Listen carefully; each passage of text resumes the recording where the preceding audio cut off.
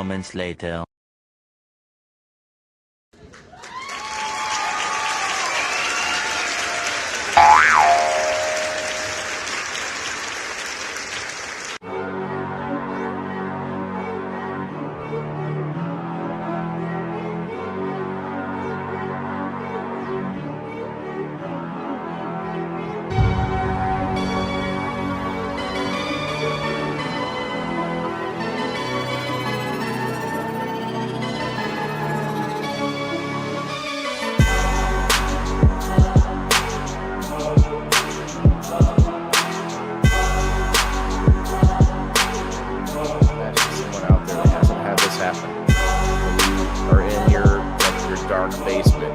Dark alley, or you're out in the woods and it's kind of pitch black, whatever reason, and you feel like you're being watched, don't you? Don't you? Like, I don't know about you guys, not always, maybe not as pronounced. Here's the thing with addiction is that's never say never, because when you're an addict, not all the time. Sometimes you'll do shit. You know, like I never say, oh, I'll only do that, I'll never do crack. I believe this isn't available, which crack might be. You know what I mean? You gotta do something. So. You know, it's just that's why people say my drug of choice. It's hard to say you're addicted to one thing when you're just addicted to chemicals in your body. Like any other substance is going to work for you. The first time I agree with you. No, I love that. Thanks for having us. Well, we like I feel like that's science. Like that's like full on science, whereas paranormal is definitely not 100%. Specific porn was brought up, and we can laugh about it, but it's actually a website or just a Facebook page. How do we find you? Race in general. How do you find us? At Facebook. Yeah, like you said, and if you're separated, you also informal definition is enthusiastically devoted to a particular thing or activity. Like we've been doing it every Friday for a few years now. Yeah, fun. We do a little bit of comedy, singing, acting. I like that. You guys have a. So I was without my medication for almost 2 years. What is the word? That's something theatrical way about you, and that's kind of a lot of how I. So you pull all that in, the miscarriages, the abusive relationships, the horrible. I mean, I would. You know, it should be required. One of them required credits. Plain and simple. The shit we do to our kids. Balancing a checkbook, learning how to do the dishes, learning how to fucking unplug a toilet. You know, the hot and cold knobs. There's certain things that trade schools that we don't learn anymore because we push college. You know what? I don't need to know X minus Y times 7 to the 8th power is That's how us growing up in Illinois every year. Justin's gonna just sit here bagging on me the whole time. Every comment that he's made has been about my fucking glasses. Like, he knows that I don't watch the comments as much on this one. He's like, everything going on, so he likes it. Like, as soon as you got home from school, you did whatever bare minimum you had to do for the you know, chuck the shit on that. Boom! And then you're out so late, it was dark on your attitude approach to healthcare rather than sometimes people are substance like, yeah, I like them. I enjoy a look at medicine. I'm really into mental health. We take the leave bag, the big yard leave bag. I only have one of them. And just go, yeah. You know what they have now? You know what they have now, guys? Okay, two things. They have trick-or-treating. Something's up to it. And this seems like it's a place to get. So,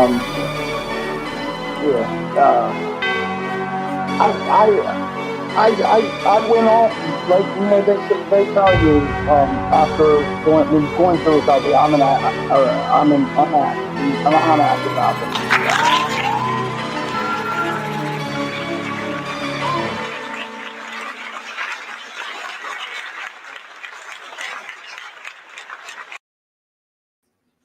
All right. Welcome, everybody. Welcome. It's been, we had our birthday last week. It's People in the Boxes, guys. It is episode 53. We've made it past that first year. The rest is downhill from here, right, guys? It is July 20th tonight, July 20th, 2023.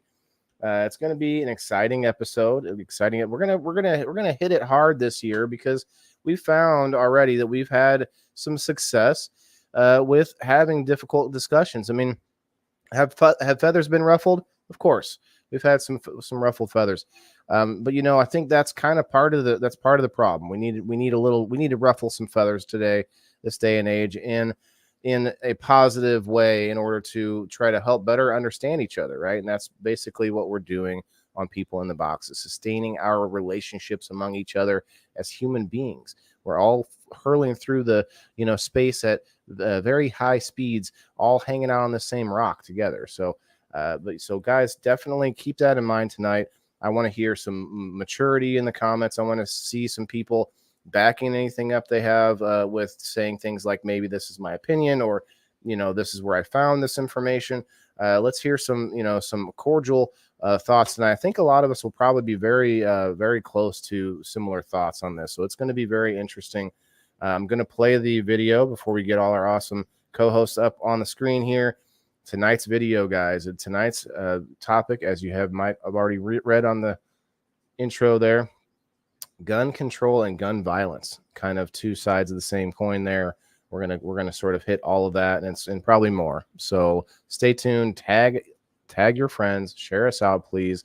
We are live all over the place. We're live on Kick. We're live on Clapper. We're live on Rumble, YouTube, Twitch, Twitter, Rumble. YouTube. I said that already. Anyway, let's get it going, guys.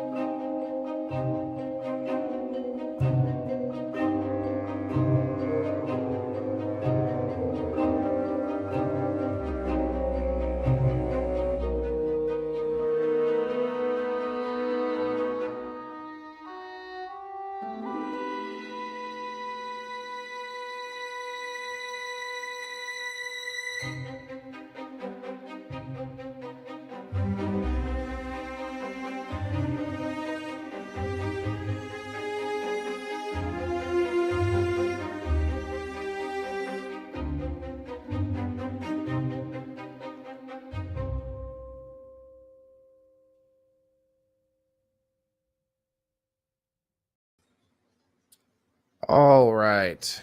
Well. Hello, everybody. Hello, lovely co-hosts, gentlemen. How are we? Buddy, how's it going? Number 53, 1 week out from the anniversary show, guys. Thanks to everybody that came last week. It was a big success. Good evening, everybody. How's everybody doing tonight? We missed Jason last week, but happy birthday anyway, Jason. Sorry about that, guys. Last week I was traveling, and when it came to People in the Boxes time, there was absolutely no reception in Ohio where I was at. So it was just a dead zone. And by the time I did get reception, it was a couple hours past. But I did get the replay, and it was an awesome freaking episode, guys. Awesome episode. So be honest, is it because you wanted to hear about the wrestling that we talked about?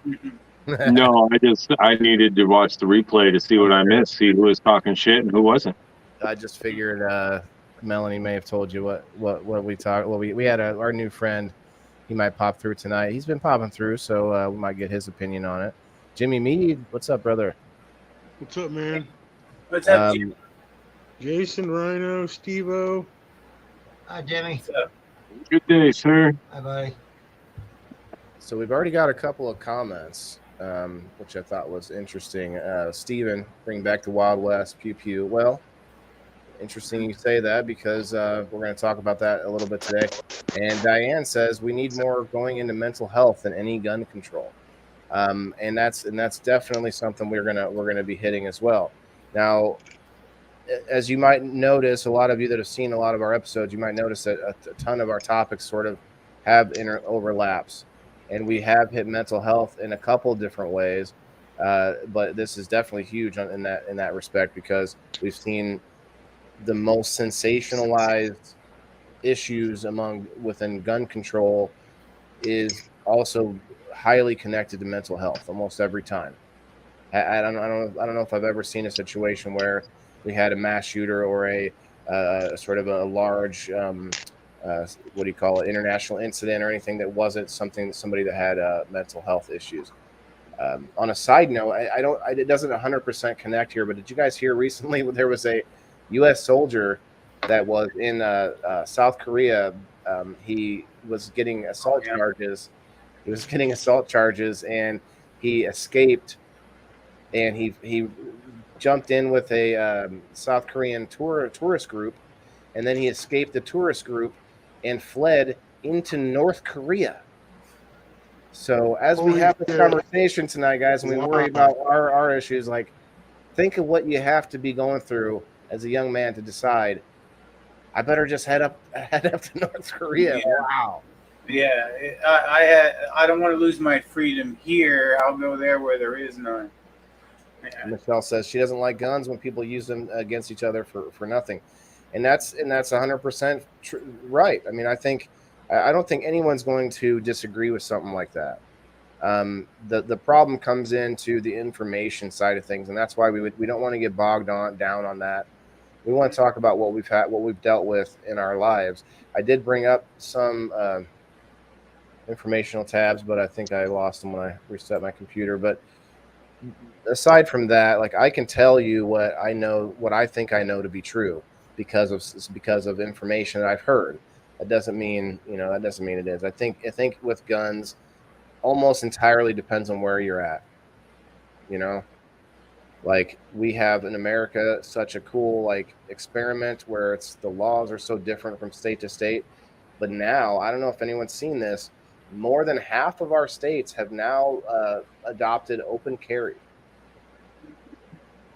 So if you're wondering, if you're somebody who's on the side of advocacy for gun, for being able to own firearms, that's actually winning out, and that's why I brought up the comment about the Wild West. That who was that said that? Was that you, Steven? Yeah, bring back the Wild West, he said. But honestly, that's kind of what that means. It doesn't mean that people are going to be shooting each other for duels.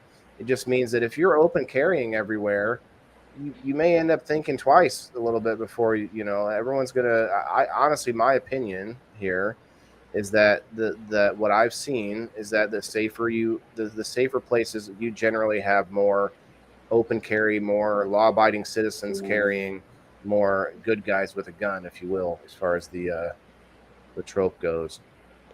I've said this for years. There'd be a lot less fuckery in the world if everybody had a gun. Now, people worry about accidents, but I tell you what, it's actually a lot less common than you think. Like we had a guy overseas who did not want to be there anymore. I told this story not too long ago. It might have been last week. And he shot himself to go home. And what he said was he was going to the Porta-John and he set his rifle down too hard. And that is not a thing. That's just not a thing. So there's a lot of safeties involved, but yes, there's a matter of taking care of though, Waylon, I have seen firsthand a hunting rifle just tossed into the back seat because they thought it was unloaded, and it shot right through the door. So I have seen that firsthand. I was standing right there, and it was literally 3 inches from shooting somebody dead square in the gut on the other side of the door. So was that something just nicked that trigger and it caused it to go off or whatever it was. But there are freak accidents that do cause, situations like that. And, I only know by firsthand. I was right there. Literally, it got thrown in the fucking back seat and then boom! And it's like one of them life-changing moments. Like, oh no, you need to, you have to, this is something that you have to just learn how to use properly. Because one little mess up. It was one thing, but for sure, I've never heard of that. I wonder if it's like the age of the rifle, like how you take care of it. But one of the questions I posed is, why are they so scary? I couldn't fit it all in the title, but what I wanted to put was, why are they scarier than other dangers? Why is it that we are much more scared of harm from a firearm than a car crash or I guess a lot of people have fear of because people are crazy. Well, I think plain and simple. It's the operator. I think it's about the sensationalism. It's like so we have the plane flights. People are so scared of plane flights, even though we already know, and everyone here probably has heard it, that it's safer statistically to be in a plane than it is to be in a car. And we've heard those stats for years now because of a lot of reasons. You're a lot less planes flying around each other. There's a lot less, but there are accidents in the air. And what happens is, if it's an accident in the air and a whole plane goes down, that is so much more freaky to people, even though you have a lower chance of dying that way. And that's what I just think to bring to it. Go ahead, Rasta. What's up, man? And I think it's kind of like what you said, because an accident's an accident. You don't really see it coming. Somebody pointing a gun at your head's imminent danger. That's right there, blank. Yep.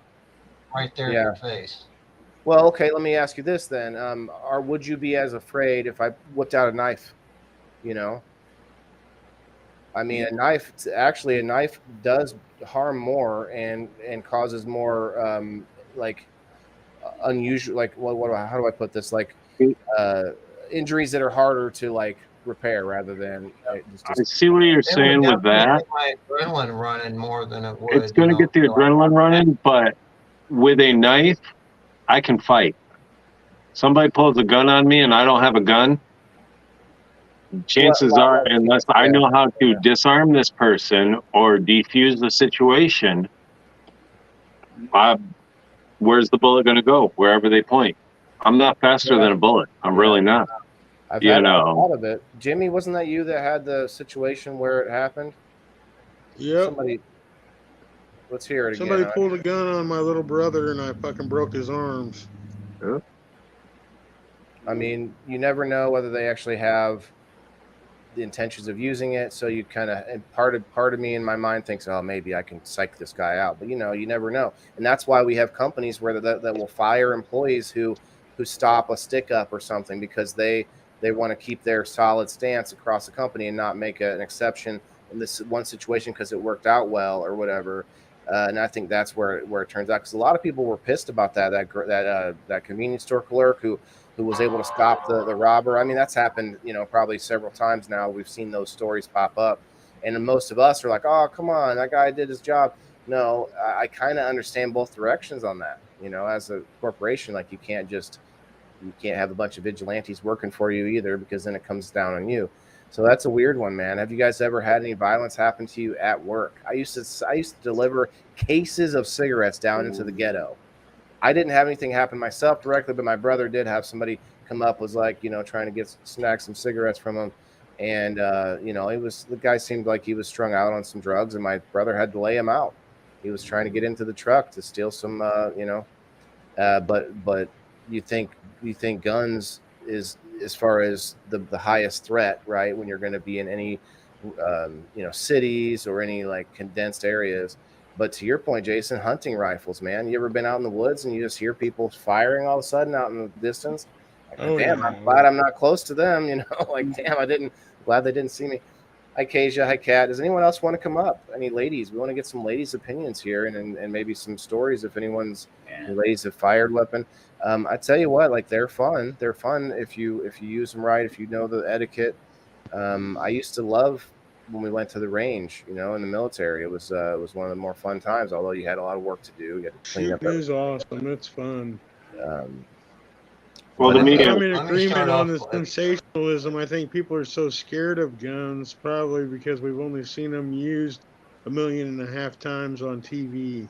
The way it's used on TV, the way it's portrayed in the media. If they were to just keep driving home the fact that if you look up, and we can look this up, guys. I don't care if somebody wants to argue with me about it. I'll definitely look it up. But I can tell you for a fact, more lives are saved just because there was a gun present than are taken from guns, and that is a pretty known statistic. I will look it up if I have to, but we can. They I think it's 2 million a year cases where there was a weapon present. It doesn't mean that it was fired. It doesn't mean it was drawn and someone had to get taken to the ground. None of that. None of that. It means a little old lady may have just gone, "Oh yeah, sucker," showing a little handle, and dude kept walking. That happens way more times than a situation where it gets out of control, wrestles and everyone just, everyone dies or whatever. That is much less. But the problem is it's horrific when we see it. We've talked about this. We talked about the Bud Light controversy, guys, and this was a little crossover from that because we talked about that shooting, the mass shooting, the transgender individual who did the mass shooting. Well, because it's so sensational, because it's such a rare thing, even though we think they're happening all the time, it's still much more rare than your average drug deal gone bad, in Chicago. So because it's rare, it's like bam, it's like, oh my gosh, it's a surprise. It's even though we think we see them more often. How many of you guys think that there is an active, how do I put this, sort of campaign to make us more afraid in general? It doesn't, guns or not, just fear in general. I wish Dan was here for this one. Ross, you were on that podcast with Dan, talking fear, and it's like fear is such a powerful tool, and that's the easiest thing to do is to show, look how scary this tool is here that shoots bullets. I don't know. Yep. Like from weapon to weapon, you have the handgun is actually probably kills the most people, and I can look that up. I'm not going to say I know that one for sure, but the rifles and handguns also, unless you're experienced, it's also hard to aim and be accurate with it, like in a mass way. That's why most of the time with the mass shootings, you'll see rifles of some sort. I do want to start off with something, I speak for me, and I'm sure the panel probably agrees, but two of the most things that are very, very important when it comes to guns is gun education and gun safety. Those two are number two things that I think people lack in, and why is there so many accidents. For sure, I agree there. I agree with you there too, but I think we need to access to it. We shouldn't be able to walk into Walmart and walk out 2 days later with a gun or a day later with a gun. We need to have background checks done more thoroughly. Oh, sure. But I mean, background checks need to be done. Mental health checks need to be done. Like, I'm sorry, if you have a felony or a certain, criminal background or record or whatever, you shouldn't be able to get a hunting license. You mean I don't care that it's for sport. Nonviolence. What about nonviolent crimes? I had a bad check in 2002, and I lost my FOID card for 20 years. I don't think that's fair. But, here's what That's a tough one. But I do understand the felony and the violent. If there's a violent behind it. Right, a violent record. Okay, non-violent. Yeah. I agree with that because they've been looking at that with cannabis, trying to get people out of prisons who have just a non-violent cannabis charge, especially if it goes legal in a state, in that state prison or whatever. We've been talking about that because, but the problem is they say most cases where it is a drug charge like that also goes with something violent because of whatever. But I don't believe that. I think there's still ways to weed out the differences and find those non-violent situations, especially for a FOID card, because the gun is nothing more than today's weapon of choice. If this was 200 years ago, well, maybe longer. I think we still had guns then. Before guns, everyone would have had a sword. Where's your family's sword? Where's your father's sword at? Where's your sword? That was the thing. And if you were told, hey, you can't defend yourself anymore, take this sword away, That's very similar to me as just not being able to own a gun. Now, could you have a sword and wheel it about like an idiot? Yeah, just like a car, just like everything we have, right? But to your guys' point, I agree. The gun is much faster, much to the point, no pun intended. But it is there is something to be said about the fact that most of us don't see, like in more in certain areas of the country, you don't really see that many guns. Like I'm in Illinois, there are plenty of guns here, but it's not an open thing, so you don't really know. And so it's a question every time you go somewhere whether or not you have one. So it's more scary to me if I don't know it's available for everyone. Well, most people that are a killer because they used a gun, they were going to be a killer. They're going to kill you somehow, whether it be with a car or hitting you with something. It's easier to stab someone and actually do more damage, and you're less likely to miss with a knife than you would with a pistol. That's perfectly said, and that's like you said, Waylon. The choice of weapon, because a gun is an inanimate object. It does not have a mind. It takes somebody with a mind to physically pull that trigger. So guns don't kill people. People kill people, just like cars do. If somebody can't physically, mentally, or legally drive a car, they take that privilege away. Did you see what Lisa May says here? I don't know if most 18-year-olds. Is that the 18-year-old one? So I can agree with that, but we have to go a little deeper on this one, because whose fault is it? Haven't we all seen these black and white videos of kids back in the 50s in gym class, and they're sitting there on their bellies learning rifle stance, learning all of the different etiquettes and the different But I think that was because of the draft. No, this was normal in high school because of hunting and because there was a lot less, I don't know, it was just more rural. Well, I know the high schools around here, they get opening day off because so many of the kids here in Michigan, so many of the kids go hunting. There's no reason for them to have opening day to go to school anymore. That many students leave for opening day. So they just made it into a day that it's automatically they get that day off. Hey, we got Lil P in the house. Hey, what's up, Leslie Cobb, brother? How are you doing, Tim? From Cary in Georgia. Okay, yeah, there's a lot of them now. It's over 30 something. Kat's got some information. Yeah, I was taught at an early age. Sarah says she's been shooting guns. I was taught at an early age how to properly carry a gun and use safety and all that stuff. So. Well, we had hunter safety in school.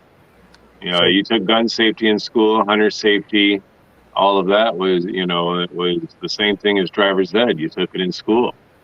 There was an instructor. And, Kat's got some interesting takes from Canada. She's same here, Sarah. So, Kat, you're saying that it's scary knowing that law-abiding citizens have them. Now, are you telling me there are no criminals in Newfoundland that have illegal weapons? That's what I want to know. Now, you are on an island, so it could be an interesting case because, you can control an island, a small, a fairly small island that, with so many people, you control that a lot easier than you can something that's got. Australia has no guns, and Ryan said that he's only seen a couple guns in his lifetime.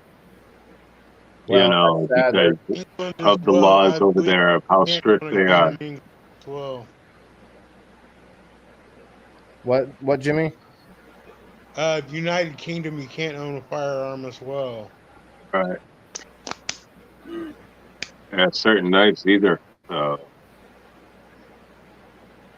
Right. Touch on what Kat was saying.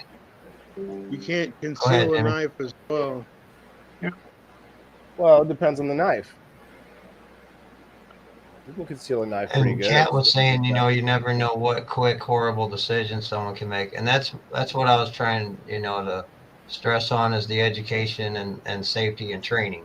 When I got my concealed carry license, I had to take a training. It wasn't the greatest, but I know more than that, and I think the concealed carry training should be a little bit more in depth. Okay, and I agree, and I actually, if we're talking across the board here, I think police. We've talked about police a lot. I think they need more training. Of course, we've all agreed on this. They need more training. They need more firearm training. They need more. I don't think they're going to train enough to where they can like hit your ankle from 40 meters away. Like that's not an easy thing to do. People think they can, but that's not something That's they can what do. practice gets you. Right, but you know what? They need the training and the physical as well. But the firearm training keeps it actually safer. If you guys may not agree with me, but when a police altercation gets physical or close enough to be physical, that's when it gets really dangerous because the assailant can take the weapon, can also hurt the one person there that's supposed to be helping. I don't know. There's other reasons I can't think of at the moment, but it's worse. It's more dangerous hand to hand. And so if they can stop you just by the presence of the weapon, I think is the reason why it's safe. You can't stop bad people, guys, with just good intentions. No. We never could. You never could. Now with Kat's situation, I don't know. Maybe Kat, I'd like to know, like, are the police on the island like tip top? Like they can pop over any second if someone gets violent. Like, because here, depending on where you're at, it does vary. Right. It might take 20 minutes to get an officer. In some places, an hour. Like I know there are places out in the middle of nowhere. It might take you an hour. And there's crimes of passion, whether there's a weapon there or not. I will agree it's easier, man. I don't know. I haven't done it, so I can't say that it is. But if I was to have a crime of passion, I think it would be much harder to stab someone with a knife than it would to just pull the trigger. Well, what about that Olympian that shot his girlfriend through the bathroom door because he thought somebody was breaking into her house? He was the legless guy. He ran with them. Bye, Stephanie. Whatever them damn things are. And he shot his girlfriend through the bathroom door because he said that he thought somebody was breaking into the hotel room or his apartment or some shit like that. It's happened a couple of years ago. I can't believe you guys didn't hear about this. Like, it was all over the place. That legless Olympian that, I know. Yeah, it was crazy, but it ended up being a crime of passion. He ended up, he killed her on purpose, but it shot right through the bathroom door. And, for months and months and months, it was going to trial because he said somebody was breaking in. I know here in the state of Michigan, if somebody breaks into your house and you shoot them and they crawl outside of your house, you are reliable for injuring that person. If they are inside of your house, it is considered a crime against you. They have broken, entered, and still inside your house, whether you killed them or not. So the laws are different in every state. It's a tough one. I think that's our castle law here in Illinois as well. Is that yours too? Castle doctrine or whatever. Yeah, we do. What's up, Lil Pecker? You want to come up, brother? Any ladies want to come up? Let's get some lady opinions if we can. Hi, Kim. How are you? Get off of Facebook jail? Hi, Kim. Hey, Kim. I don't know. I think it's hard. I think people seem to have this grandiose idea that there's a way to stop all violence. And even if everyone carried, there would still be acts. There would still be times where something happened, right? But we have to look at ourselves and think, do we want freedom or do we want safety? And I think both of those happen when we have more people with firearms. The country stays more free because there's the whole theory that the government can never fully, enslave us again because there's a weapon behind every blade of grass or whatever, a gun behind every blade of grass. Or that was a saying about who was it? About whether China could invade us or something that could never invade because there's a gun behind every blade of grass. Well, it's the same reason why our country, our government can't fully control us. They keep trying with all sorts of other things, cultural things. That's why I'm here in the culture, in the podcast, using the cannabis on the screen. It's all for a purpose because you have to help inside where the main problem is, and that's the culture, guys. We're being taught, oh, it's safer to just not protect yourself. Well, you can't outsource that. I'm sorry. I don't care how good we make robot cops in the future. Like, I'm still going to want to be able to handle myself if I get into a fight, and I still want to protect myself. Now, for me,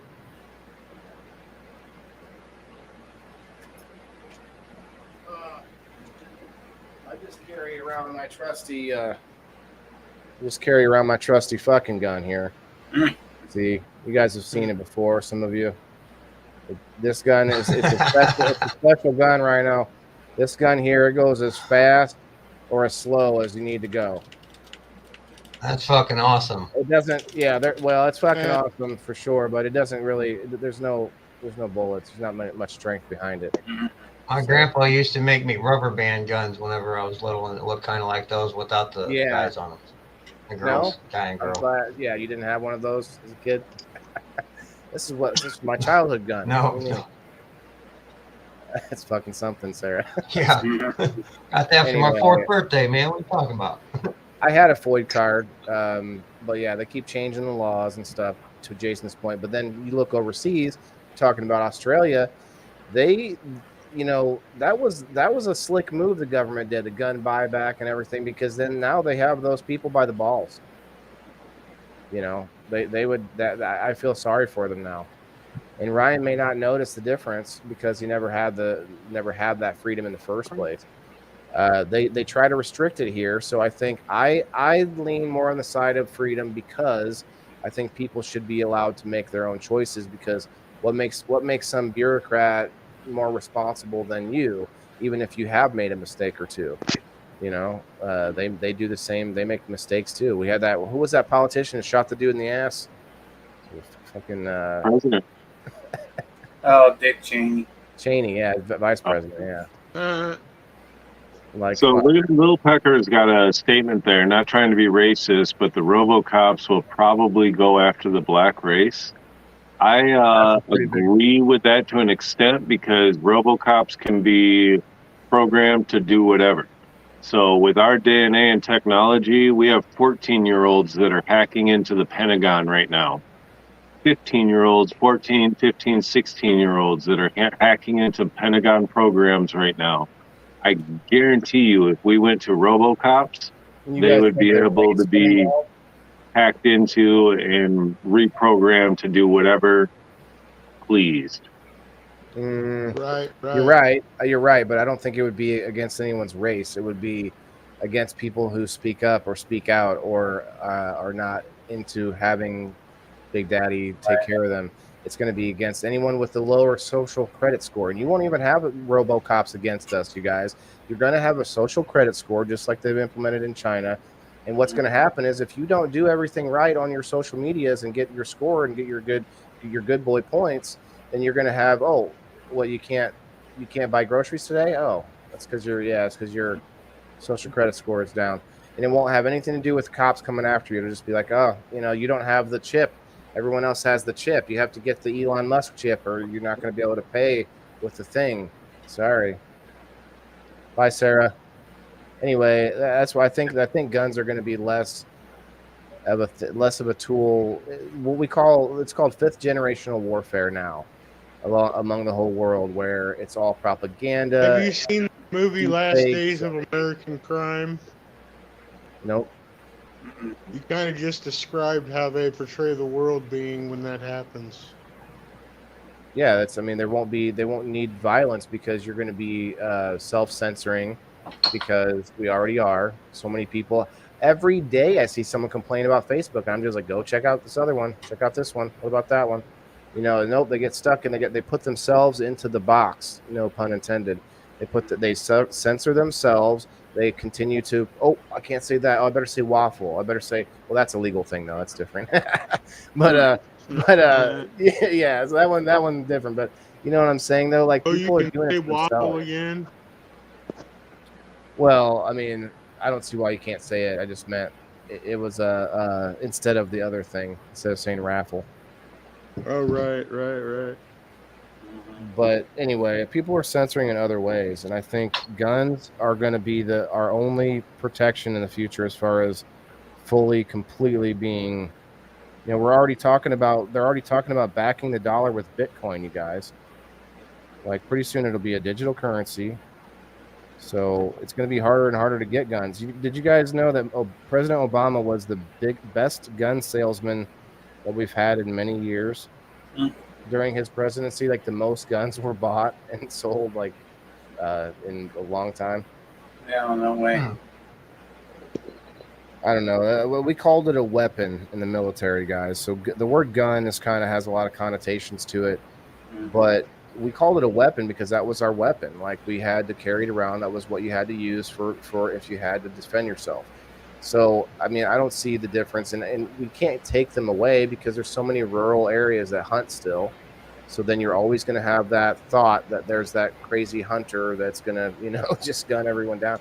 So I don't know. I don't know how you get around that. You can't just not have people hunt. Have you guys ever seen Hunger Games? Where they have all the people walled off in these districts. You might call them regions, and no more guns. Well, that's when you're the most what do you call it, vulnerable. Do you think that if guns were to become scarce, that the criminals would be the ones that would have most of them? What's up, Leaf Cycle? I do. You want me to for sure? Kim said if you want to post her the link. Yeah. Anybody wants to come up here? Anybody can come up. Who? Kim. Who did you say? Kim. Oh.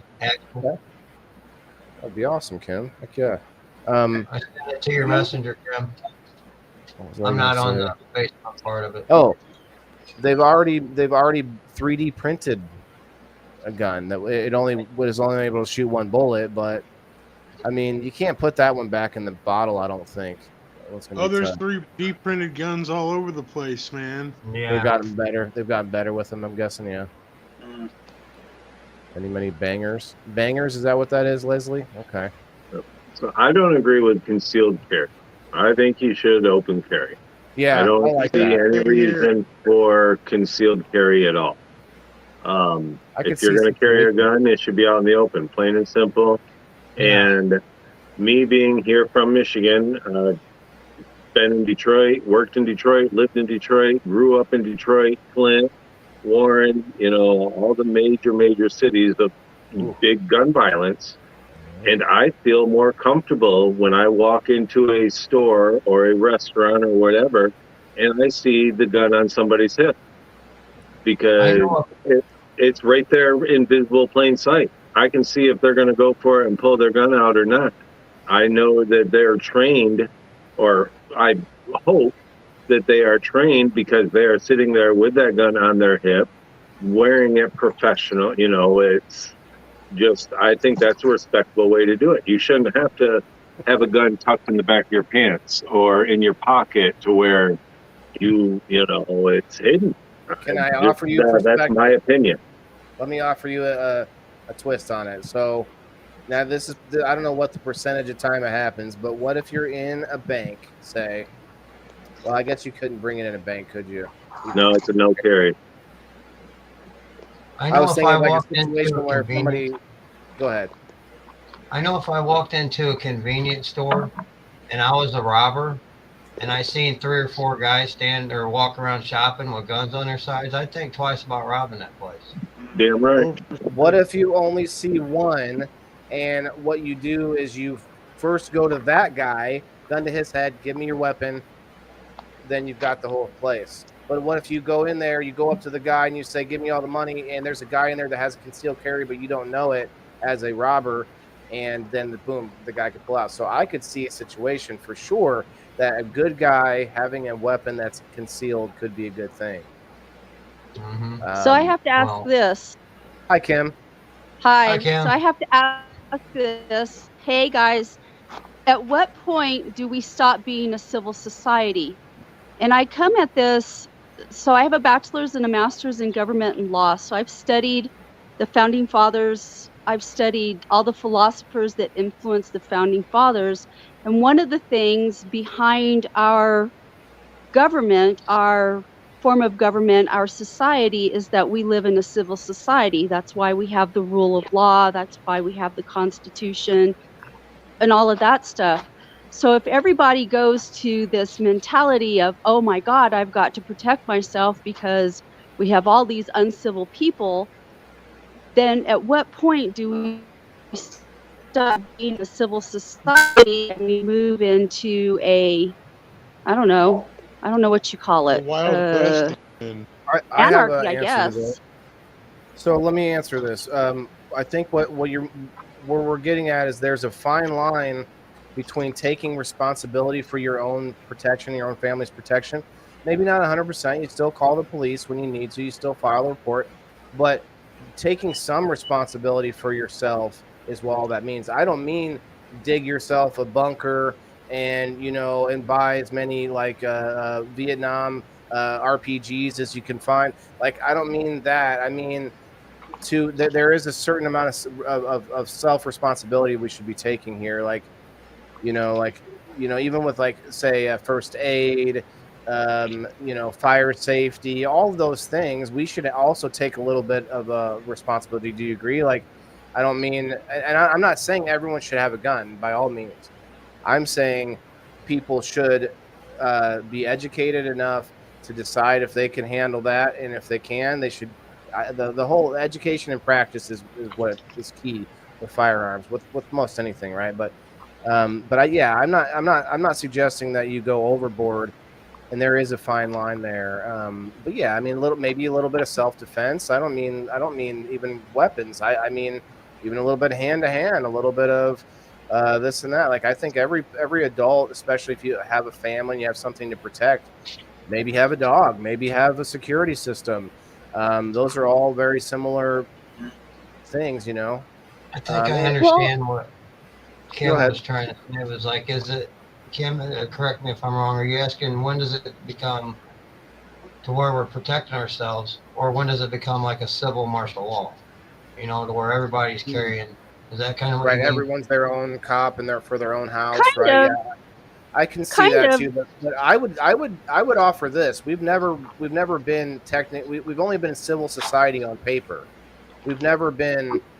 It's not like we've digressed to worse people. I think we've always had violence. Now, America has had this bubble of like 50 years or so after World War II that is very unique. Like, it's unusual.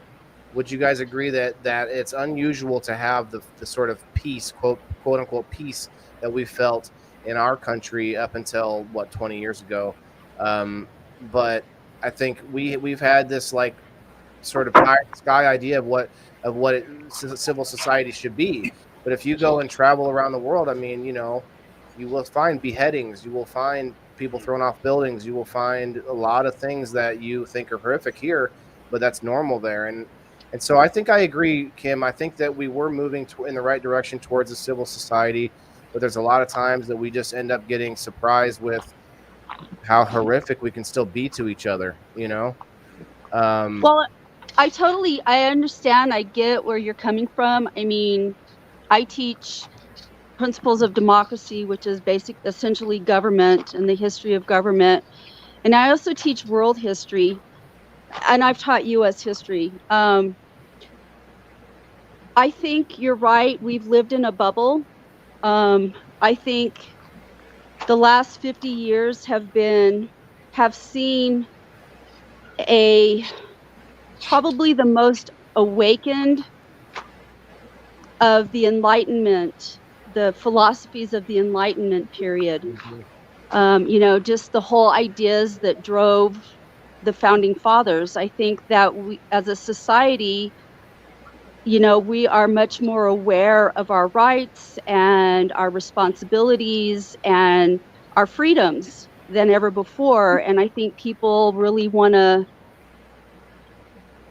that fruit of all of that. Mm-hmm.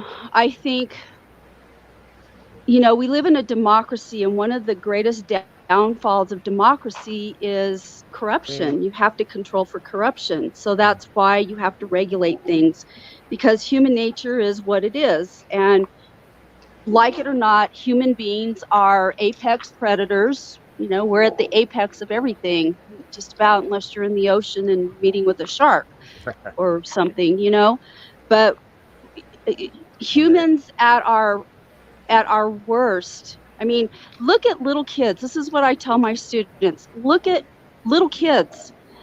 If you don't teach your little ones, you know, your 2, 3, 4-year-olds, if you don't teach them the values that you want them to have, like don't hit, don't bite, don't, you know, all of these negative things. If you don't teach that and you just let your little kid grow up to be however it is that they are without any kind of instruction, you see what human nature is, you know? And I think that the last 50 years or so, you know, we've really seen a change in that, and in that way of thinking, in the way that we raise our kids. You know, my dad's generation, he was from the greatest generation. He was born in 1924. Wow. Very respectful, very compliant, well-educated people, but respectful and compliant, and you know, all about taking care of the neighbor, you know, because we're not an island, that whole thing. We are not an island. We have to rely on each other. We have to rely on each other as a species in order to thrive and to continue to perpetuate our species, you know, and we've lost that sense of community.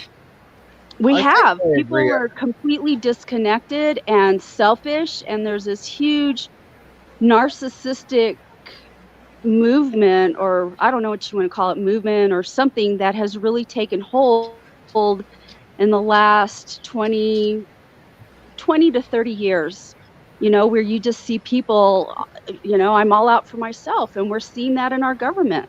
You know, I tell my students, you don't like the government we have right now, vote people in that have nothing to do with your self-interest, people that have this country and the values of this country, of our democracy. Vote them in. But, you know, I mean, who's going to do that?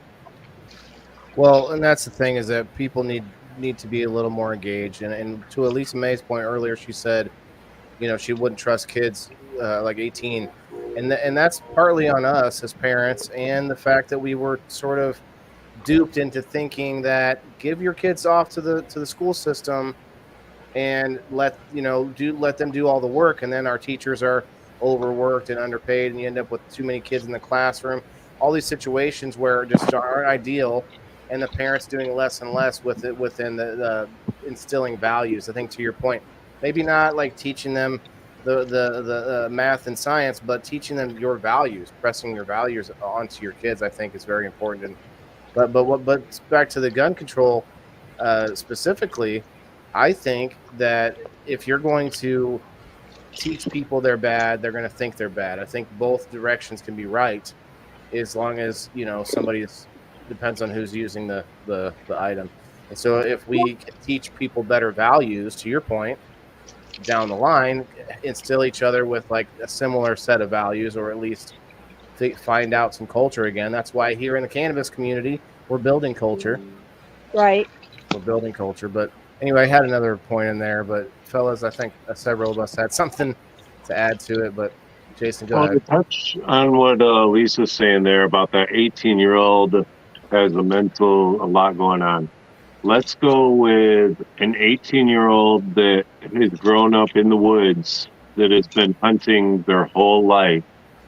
You know, that they eat wild game. They eat the deer, they eat the bear, they eat, you know, go hunting and fishing, and they live off of, you know, nature. Self-sustainable, right. You know, there's a lot of that going on nowadays, even more than, you know, we seen in the 90s. We seen it a lot back in the 80s, died out a little bit in 90s, 2000, but it seems to be coming back now that a lot of people are hunting, fishing, being self-sustainable again, living off the grid.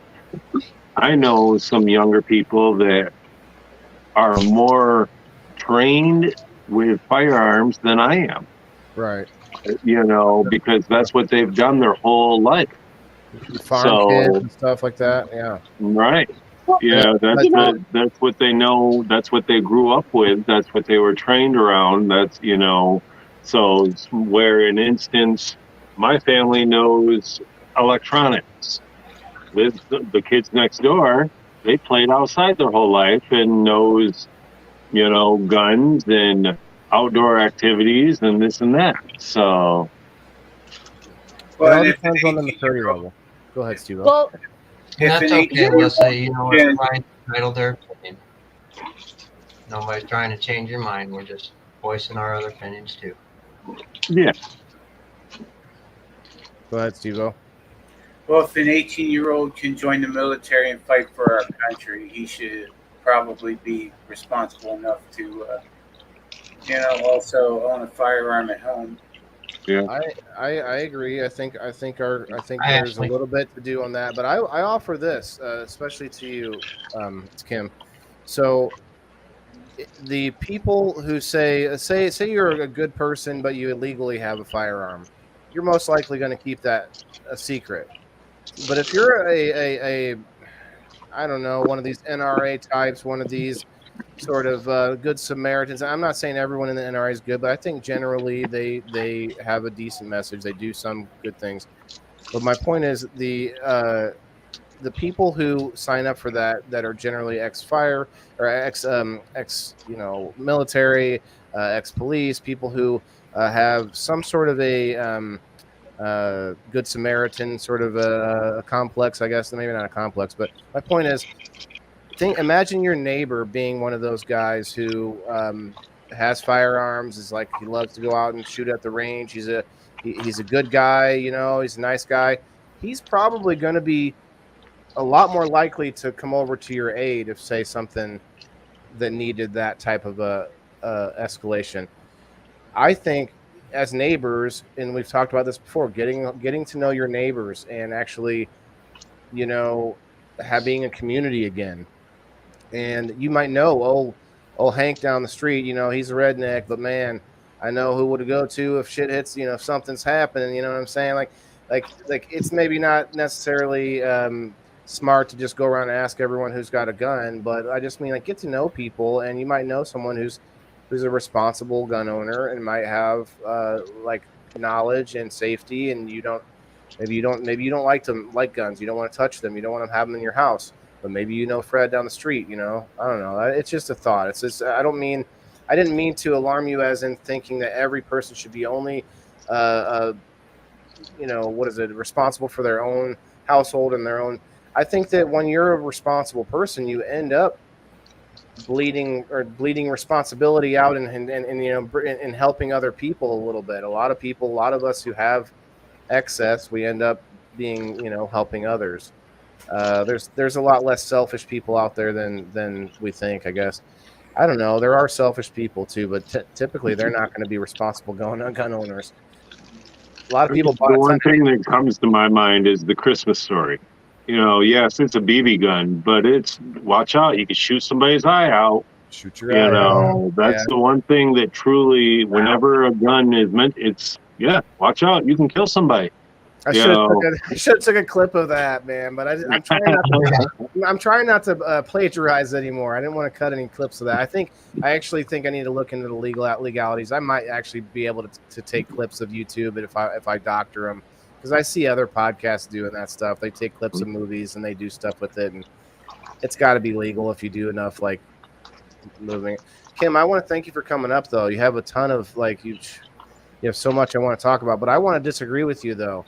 I don't. What do you say to people when they say we don't live in a democracy, we live in a constitutional republic? A republic is a form of democracy. This is where people, this is where our social studies education has really, really taken a nosedive. And I don't know, probably since I was, I'm older than some of you guys. I'm in my mid 50s. So, when I went to high school and I took my social studies classes, I was taught by coaches, and their method of teaching was to go to class, sit down, be quiet, read your chapter, do the vocabulary, answer the questions at the end of the chapter or whatever. You don't learn a whole lot when you do that, especially when it comes to government and civics. because it's so complex, and there's just, it's just impossible. And you're a young person, you don't have any life experience, so you really don't know how the government works. And most of your opinions, when you're taught like that with kids, most of your opinions are going to be those of your parents. So in my opinion, a lot of people do not understand that a constitutional democracy or a constitutional republic is a form of democracy. Democracy, there's two main types of a democracy. One is a direct, and the other is an indirect. So a direct democracy is one like you found in Athens, where everybody participated, everybody voted, everybody did that. That only works in small societies like Athens. Yeah, I'm not down with the direct democracy. Yeah, me either. No, it's not an efficient way to govern in a very large society. Now, we do have forms of direct democracy here in the US where they have like town hall meetings and stuff like that, where everybody votes. Very, very minuscule communities. A Republican form of democracy, or a republic, which is where our founding fathers, our framers of the Constitution, took our form of democracy, was from a republic. They used the Roman Republic. So our democracy is a Republican form of democracy. Okay, it's a republic, and it is governed by a constitution, which is a relatively in the whole world of government, it's a relatively newer way of governing. Yeah. So yes, we are a republic, and we are a constitutional republic, but it is a democracy, because a democracy is of the people, by the people, for the people. I see. And we run our government. We don't directly run our government. We hire or we vote in people to do that for us, which is what makes it a Republican form. We don't directly make the decisions. We are able to do that, if you will. Representatives, right? Yeah. Yep. I learned more just in the past 5 minutes than I did my whole 4 years in high school. Representative democracy. I was thinking the same damn thing. I'm like, what the our vote does not reflect is not reflected in the people that are chosen. Yeah, it definitely has been. I'm sorry, even in the voting laws, it says the Electoral College elects the officials. Well, like so I understand where you're coming from, and I agree and I disagree with the whole Electoral College vote. The principle behind the Electoral College and some of the things that the founding fathers set up originally, like with the election of senators and such, has changed, and the election of the vice president have changed. Okay, that's why we have they call our Constitution a living Constitution, because we do have the ability to amend it, which is changing it. The premise behind the Electoral College was, you have to go back to the whole checks and balances. All right, so we have checks and balances throughout all of our government, right? The president cannot make unilateral decisions without having the permission of our Congress. And the Supreme Court is the check for all of it, because it has to measure up to the Constitution. The way of checking the people, especially when it comes to the leadership, was to put in the restraints that they did, or the checks that they did. Because people, and I'm a conservative. I'm a moderate conservative. There's some things I'm very conservative about, and there's some things that I'm more liberal about. So I, measure out to be a moderate conservative. I couldn't stand Trump. The reason why I couldn't stand Trump had nothing to do with his politics. It had to do everything to do with him as a human being. He is a despicable human, and I don't like him, and I didn't want him anywhere near our government. All right. But look at the passions of the people. And how did they get around the Electoral College? Because I guarantee you, they got around the Electoral College. They figured out a way. And the way that they did it was to gerrymander. Okay, you go back, I don't know if you guys know what gerrymandering is, but they gerrymandered the districts so that the districts fell where you had less representation of Democrats and more representation of conservatives in order to get those electoral college votes in order to get Trump in. And it's illegal as hell to do that, but it's like the only recourse you have is to come back after an election and say there's been gerrymandering, you have to prove it, it's expensive, you have to sue in court, and it's not a quick thing. Okay? So the whole premise behind the Electoral College was a check on the people's passions to prevent us from getting a king. From mob rule. Mob rule. Yeah, exactly. Mob rule. We don't want mob rule because there are books you can read, and there are people that know this directly from being activists. You can get a crowd riled up, you get them angry, you start getting them, you start to point in one direction, you go this direction. You can literally control a crowd, a mob, with all sorts of psychological tactics with mob rule. You maybe you don't go into the person's home. You just happen to maybe you find there's a door handle that's loose. You just turn that door handle. You just step away. The next guy maybe he pushes the door. Then the third guy maybe he steps a foot in the room, and then that next guy thinks, oh, it's time, I can go in now. And then before you know it, you've directed this mob to take down a building or something, and that's what's scary about it. So I like how we have it set up. That I don't like that we don't have no way to get corruption on. I guess this has become a conversation about our government, but I tell you what, guns is one of the only thing that is keeping us somewhat in check, whether we believe it or not. Like, that is one of the things that's keeping some things in check. And again, like I said, they're just getting around it. They're finding workarounds by attacking your online person. They're depersoning you, and they can just boom, they can erase you off of the internet, and then you have no recourse, even if you're an angry person. So what sucks about the internet is it allows people to concentrate in one place who maybe would have just been that kooky one guy in your neighborhood, that's just a little bit off, and he's able to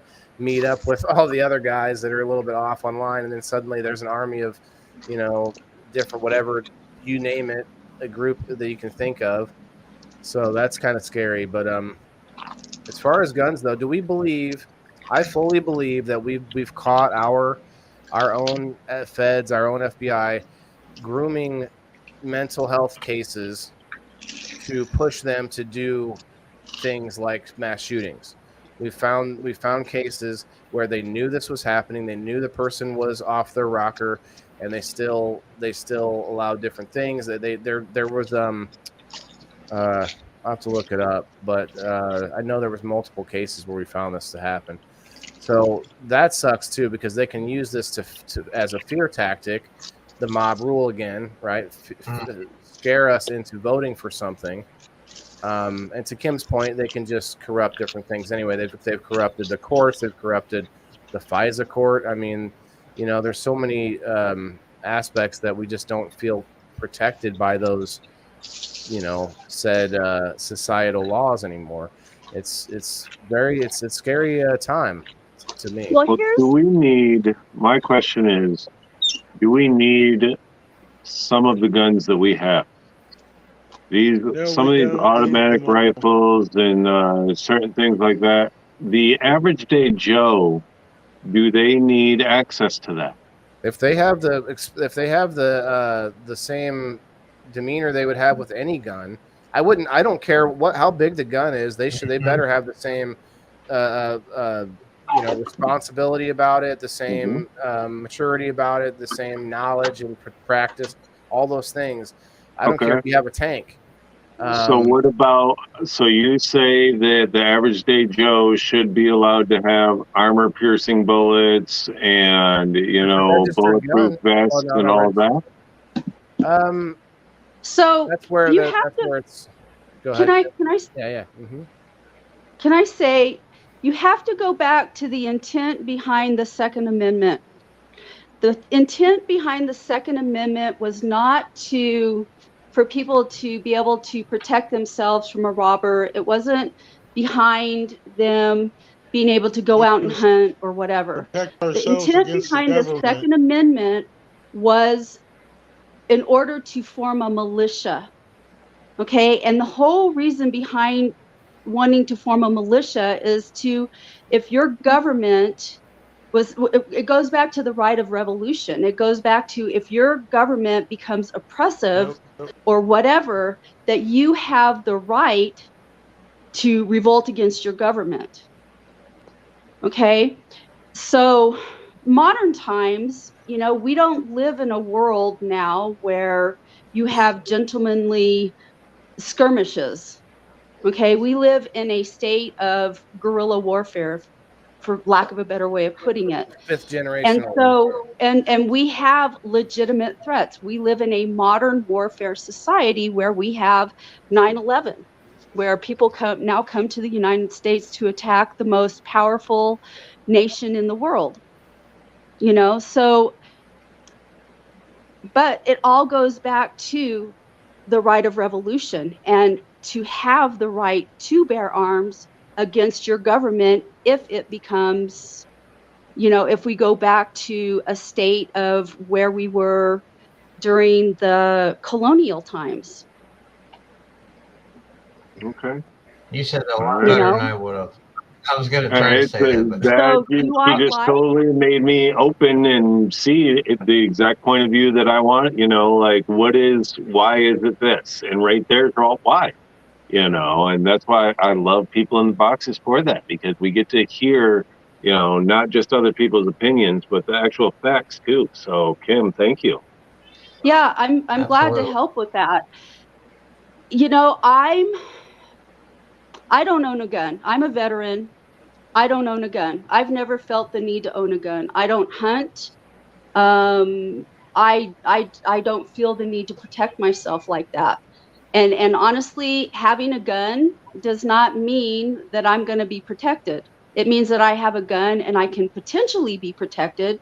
But if I get woken in the middle of the night and I'm disoriented, I mean, who knows who I'm going to shoot or what I'm going to shoot or what's going to happen. You know what I mean? Just because you have a gun doesn't necessarily mean that you're going to hit your mark and that person isn't going to kill you first or whatever.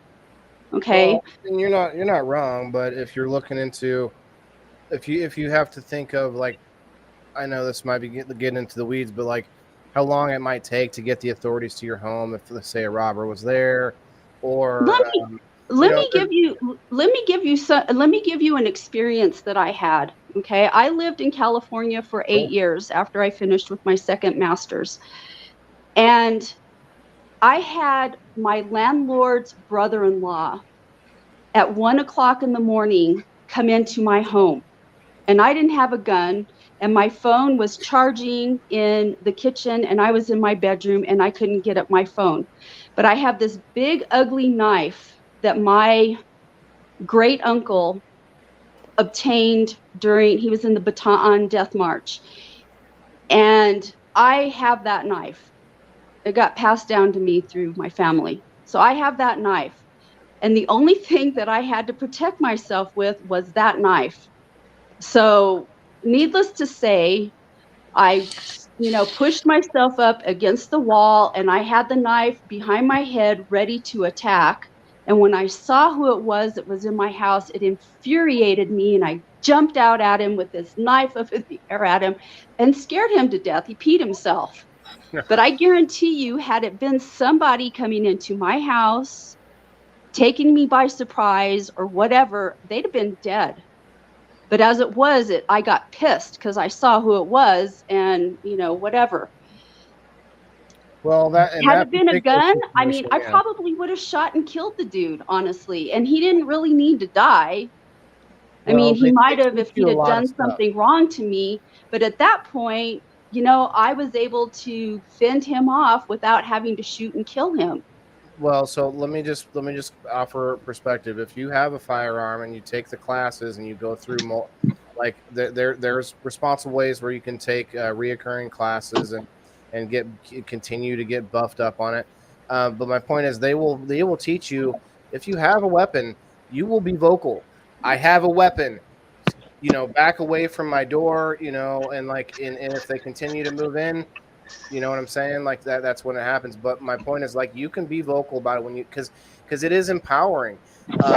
For you being a veteran, I feel like you're probably better able to handle yourself than most. But and no offense, not to bring this to a gender thing, but it is an equalizer for sure I across the agree. board.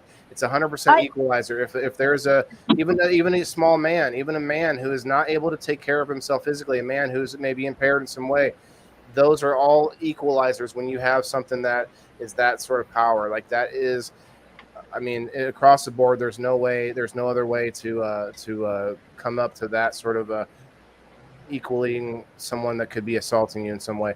And I don't mean that might happen all the time. But what's funny is that the places that they're the most illegal are the places that people need them the most. Why is that? Do you think that's on purpose to sort of help destabilize us? Go ahead, Rasta. It was not important. I just wanted to state for the record that I was with Chuck and it happened to me too. Right. Chuck said, I lost all mine in a boating accident. Wink, yeah, wink, I witnessed it, Chuck, and you see mine too, right? No, like I don't know. Like I get it. There are some horrific things that can happen with it. I just think bearing it all out, I think it's still good for someone who feels capable. I don't mean someone who's like forcing them into it. You don't want someone to do something, you know what I mean? Like it's all about yourself. If you feel comfortable leaving your safety up to, like, say you just want to leave the house, like if you're getting robbed, like let's just leave the house. Or maybe you go all out on a security system or something. That's fine. You get a dog, whatever. But I'm not saying you should get a weapon. I just think that it definitely can help. I'm not against people having weapons. I mean, that's just my personal choice. But here's the deal, like the average citizen, in order to shoot a target and hit them, you have to have calmness. I mean, we all know that in order, because we've all, I'm sure most of you guys have probably done target practicing. You know that when you squeeze off a round, you have to marshal, you have to school your whatever in order to focus to hit whatever it is that you're shooting at, and that comes from training. People that go out and target shoot and people that do like, I don't know what it's called, but like trainings where you have targets pop up at you and kind of like the police do, Sure. Like our military and our law enforcement, we're trained to do that. We're trained to have a certain to handling our shooting and every killed situation. But I would say that the majority of American citizens don't have that. They don't have that training. They don't have that ability to keep themselves calm and not willy-nilly just fire shots off, Maybe, and but we're finding that happening with a lot of police as well. I do not disagree, but I have to throw in there that most of the cases where a person lawfully owning a weapon, a firearm, stopping a situation, most of those cases is no shots fired. Majority of those cases are where no one had to shoot because, hey, I'm not going to mess with that person. And I'm not saying that they shouldn't have some of that awareness that you're talking about. But we talked about earlier, police a lot of times are finding that they're not as prepared for that shock, that adrenaline as they think as well. I don't think anyone is. But I will also, I'll end it with this. I think that you don't even have to shoot your target if you're if someone's, say, just for the instance, coming into my home. I don't care, like, I'm shooting in their direction. They are getting out of here. It's not about like where. I don't care, like, if I'm shooting the like if they end up dying, it's because I am aiming in their direction and firing a weapon. It's not because I was aiming at anything specific. Now, to your point, it would be very awesome to have many more people with more tactical training. Even in the military, like I was in the reserves. do you think? I didn't feel all that tactically safe with a lot of people because we were all carpenters and doctors, and this guy works at Burger King, and this guy's a this and that. Like we were very we were fairly trained, but not like to the degree of like say an infantryman or something like that. So it was a freaky time for reservists over there for sure. I'm sure. Yeah. I don't disagree with you. I think across the board we need more of that. Go ahead, Rasta. I like what Joshua says, and that's what I was trying to touch on at the beginning too, and I'll reiterate is training and education. And there is training out there, many places that you can go out there and find good tactical training. And that's your local NRA very, very important. Training courses. Yeah, there's a lot. Yeah. When you break into my house, you're getting shot with birdshot. So birdshot spreads out, it's hitting you, and it's going to be hell at the doctors when they're pulling every single individual one out of you. Well, I'll give you one better. I may not want to shoot the person. I might be purposely aiming off to the side. I don't care if I shoot 6 feet to your right, you're still going to feel that shot. Like it's still going to. Oh yeah, just the shock value and the noise is going to stop. Exactly. A universal sound. I guarantee you, if I'm going to pull a gun, I'm going to shoot to hit your ass. And I'm going to shoot maybe not necessarily to kill you. It just depends on the situation and how afraid I am. Right. But I'm going to shoot to hit you. And, if I owned a gun, the gun that I want to own is a Desert Eagle. Because if I get that gun and I need to use it, it is going to blow a hole in you that's going to I have PTSD. Yeah, so I don't play. I tell you what, I never got to fire one, but that'd be awesome, wouldn't it? To just have a, because they are fun, guys. If you've never been to a range, they're very professional. Amazing shot. If you're someone who's always been curious, but you hate guns, even someone who hates guns, it might be good just to give you that perspective. Although that's tough, man. It's like climbing up a ladder if you got scared of heights. It's not right. It's not easy. I mean, I have PTSD too, Kim, but mostly. The main incident was was a mortar round that it initiated an attack on our convoy, and it landed next to my truck, and I was driving. It didn't hit us, but like it felt like the 4th of July on the ground right next to me. It was crazy. Yeah. And that's terrifying, I'm sure. So it was like different. I mean, I shot my weapon many times, but it wasn't like. There was this time we went through an ambush for 3 miles. We were only going about 25 miles an hour, weaving in and out. They only hit one vehicle with a bullet, and it wasn't even. It was like the antenna. It's like, wow, they really couldn't shoot over there. That's for sure. So tell me this, Waylon. How long were you in the military before you were issued a gun?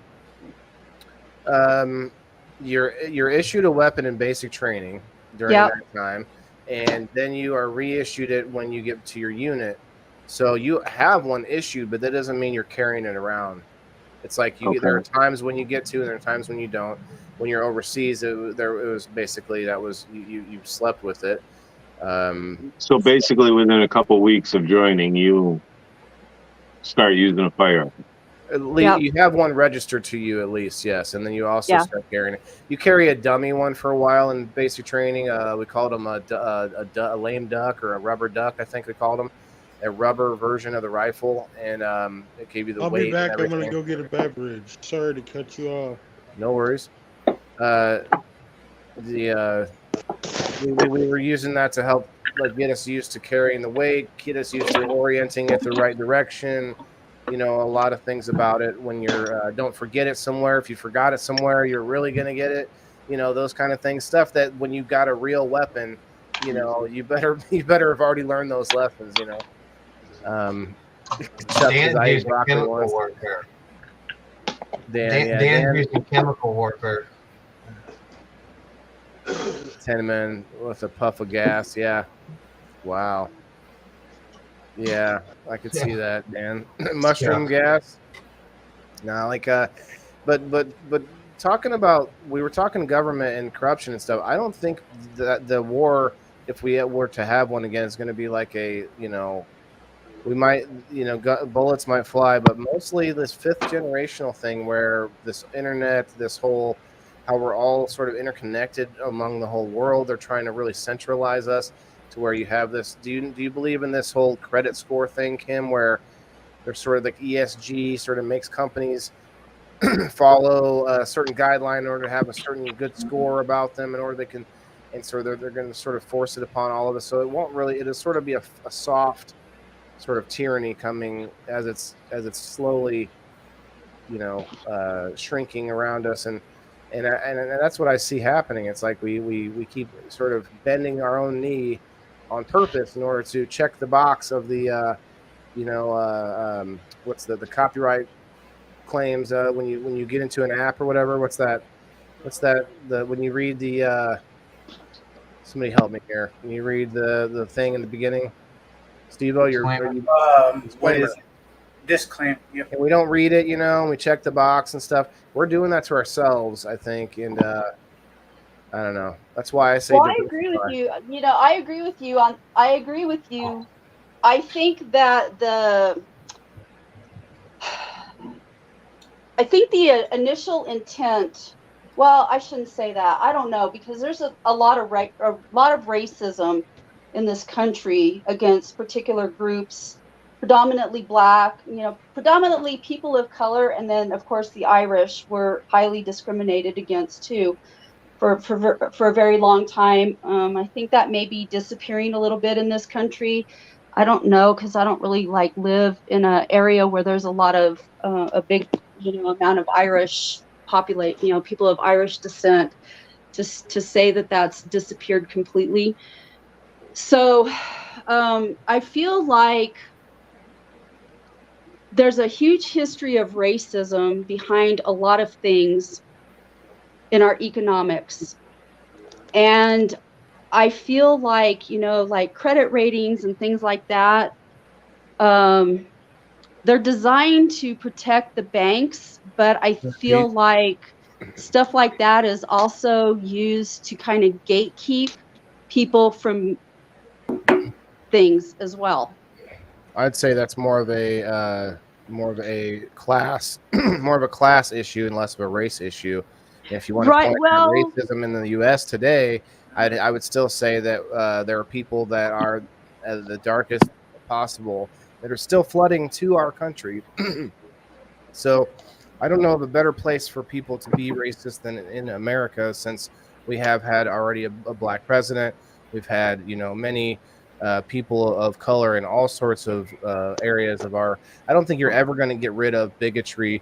I brought this up before. If I'm arguing with you and it gets heated and maybe you cut me off and maybe we're about to get into a fight, and I'm not saying I would do this, but people do this.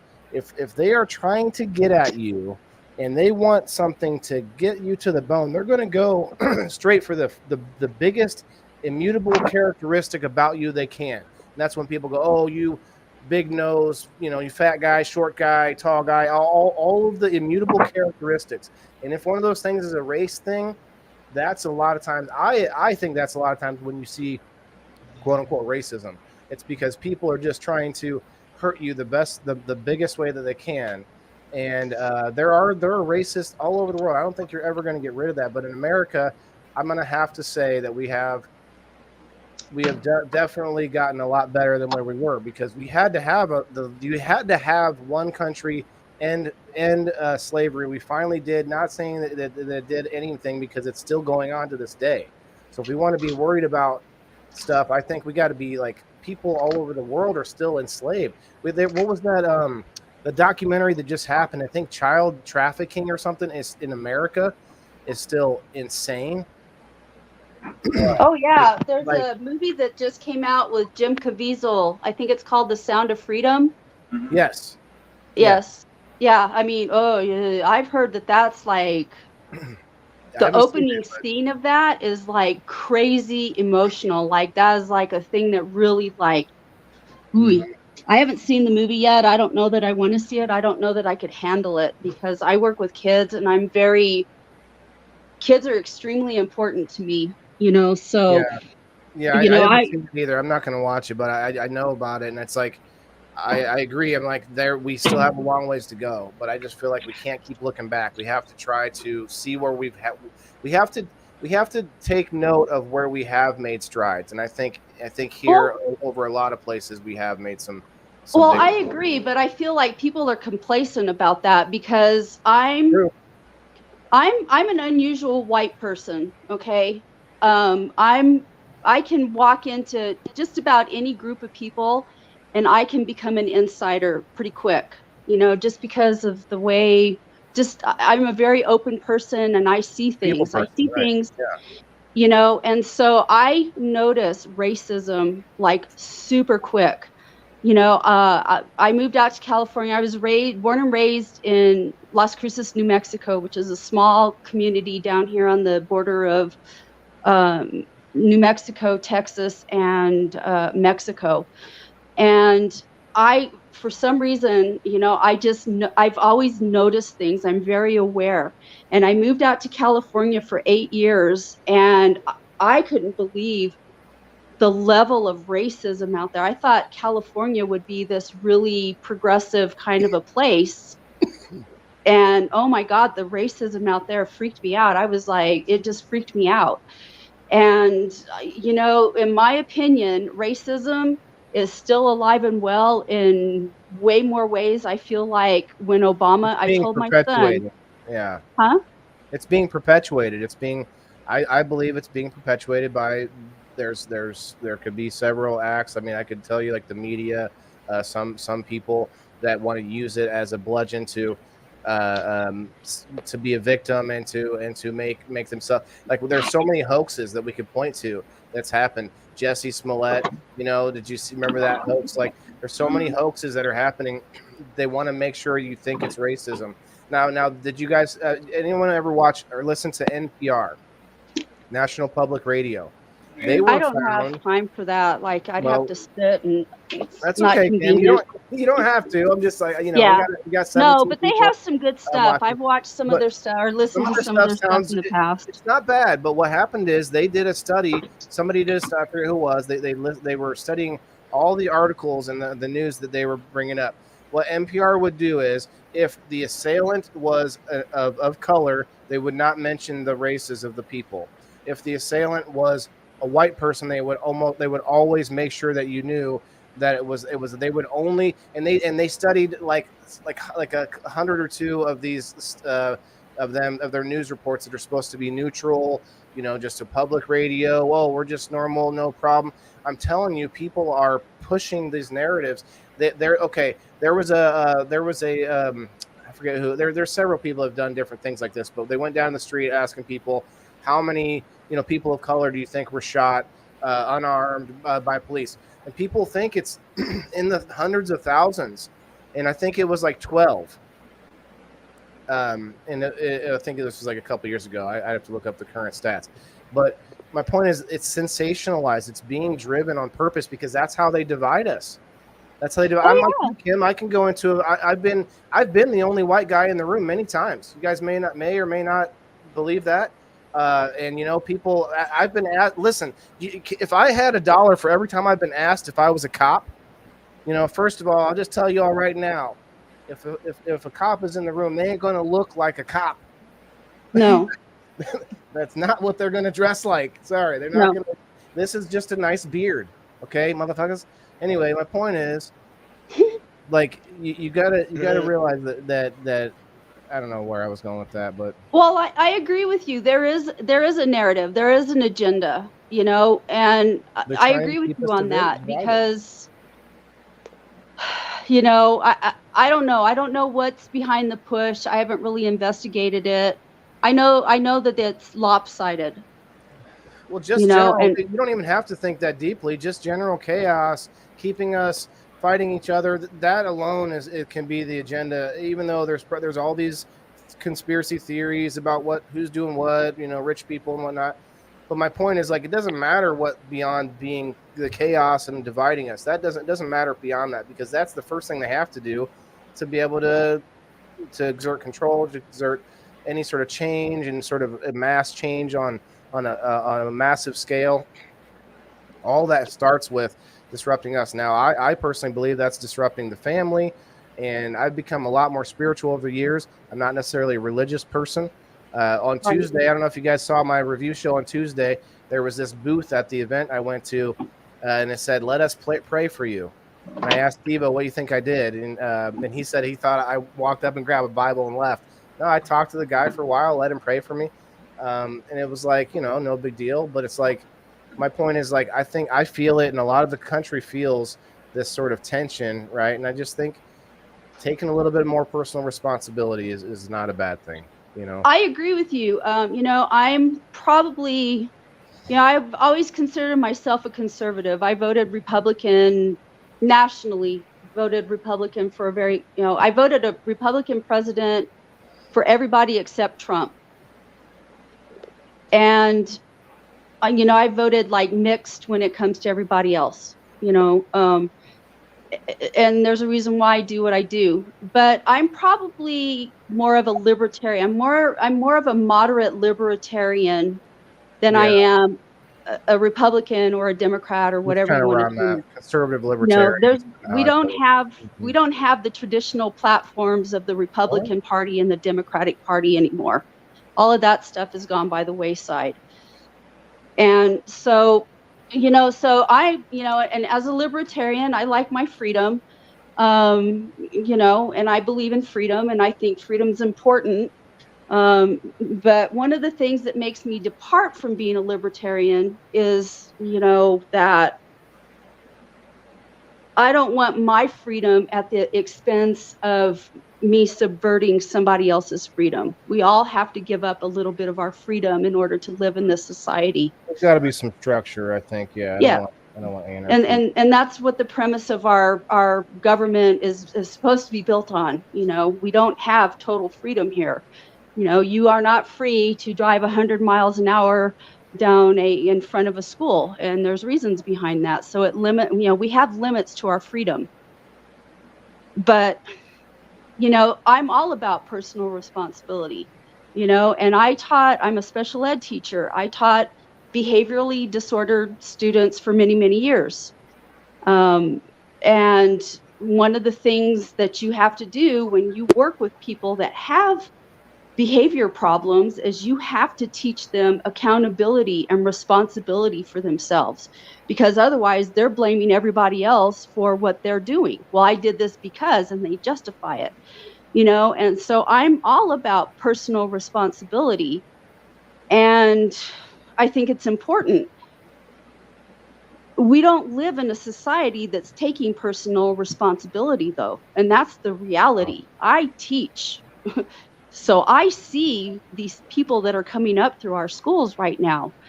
And, oh my God, it freaks me out. I'm scared to death of getting old, because these are the kids that are going to be changing my damn diaper in the nursing home.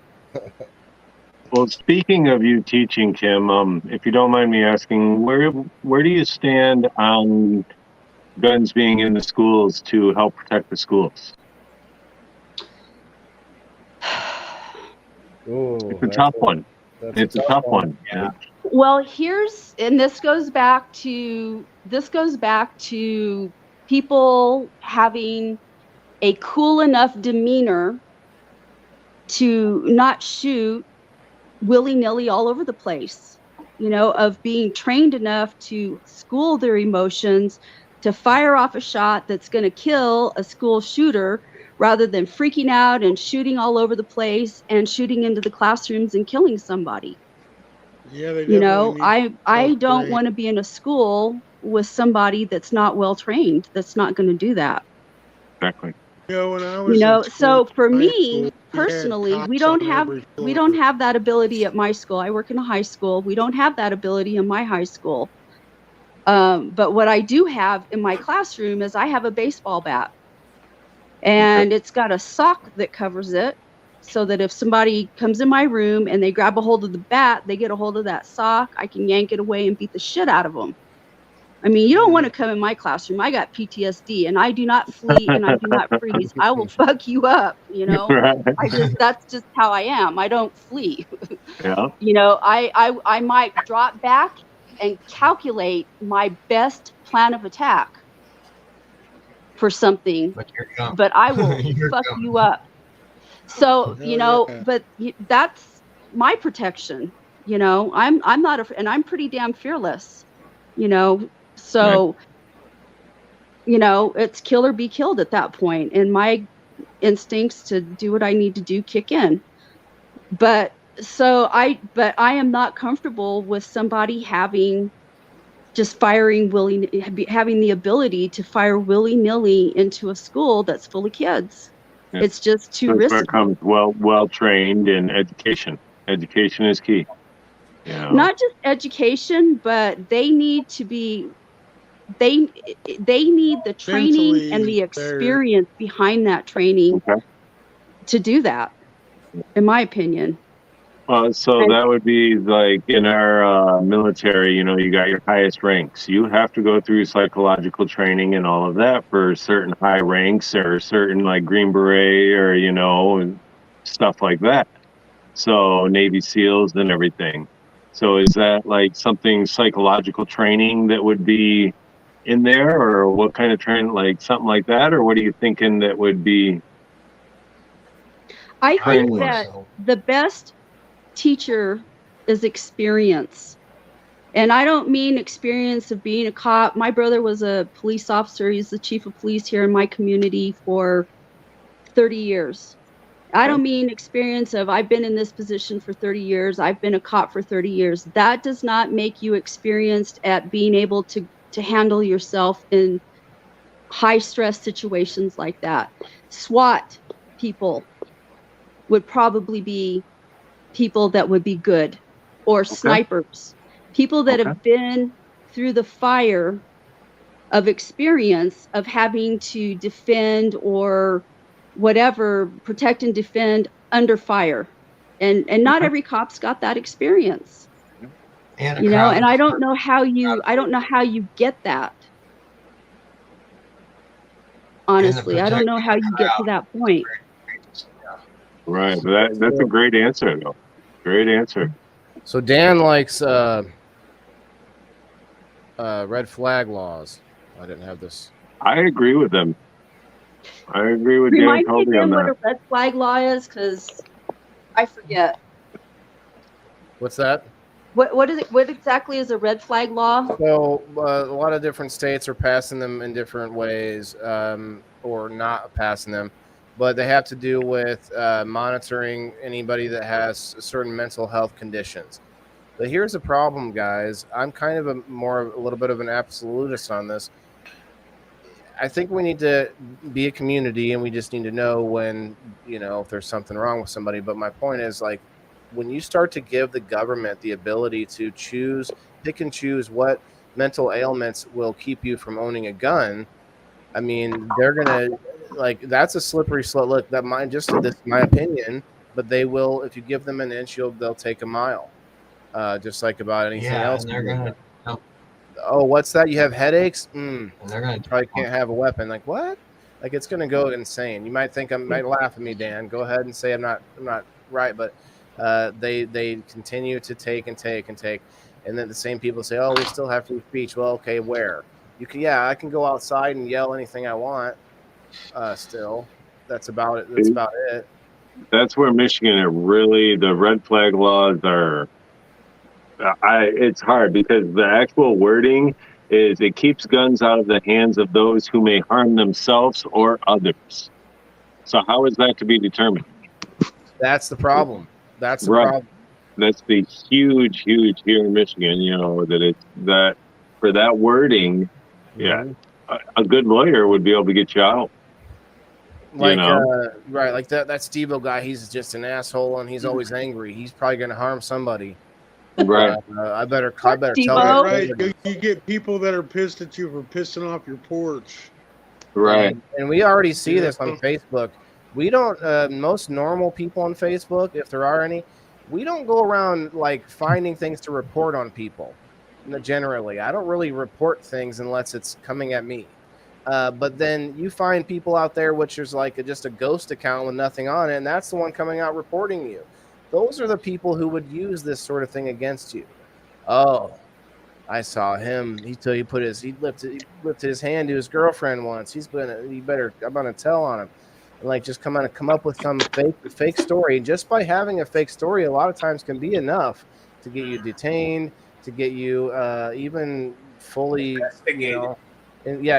Oh, then they find something else. Oh, you have 6 cannabis plants instead of the 5 that are legal. I see here. We might have to take you in, sir. Like, so anyway, I hate to be doom and gloom about it, but it's just like those are the ways that when you allow that to be given up, that's when we find, but we've already found situations where red flag laws or not, the FBI was aware of a case.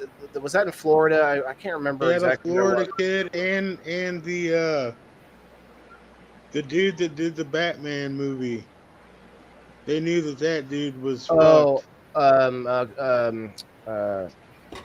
Joker. What was his name? No, the guy that played the Joker. Heath Ledger. He went into a movie theater. Oh, that guy. Never one mind. of the Batman movies and shot it up. That one, yeah. Oh, that now, yeah. So my point is, like, red flags logs or not, they've been monitoring these people, and then I don't know, like they sort of just find where the gun is. I don't know what happens there, but it's very shady in my book. I don't like it. It's almost like they want that sensational distraction here and there. I don't know. What was it? We have some of the presidential candidates now saying that they would release all the documents of whatever, JFK and all this. Like, just release it. We're going to release it. I was like, what, 70 years old now? Like, so some of these things, like, they'll just take it to the grave. We don't know. That's why it's best that we don't have a count on how many weapons are in the country. I think that's a good hedge. It's a good hedge. It's not the best. We don't have the best relationship. It's like having like you and your dad having a bad relationship, but your dad knows you got a lot of knives in your bedroom. Like, I don't know. Like, it's kind of like that. I don't know. It's funny is everybody keeps saying that our gun laws are getting a little bit tighter, a little bit tighter, a little bit tighter. Yeah. 45 states in the U.S. have open carry in some form or another.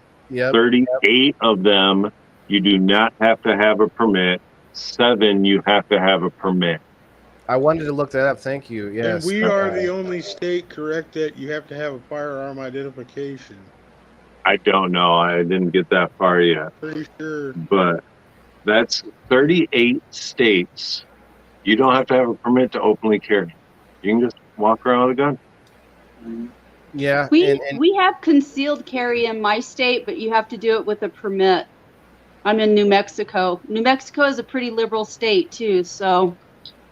But we have weird dynamics here too, so we have like a lot of. That's how it is here. You can get a license to concealed carry, but you got to take a course. Yeah. To get it.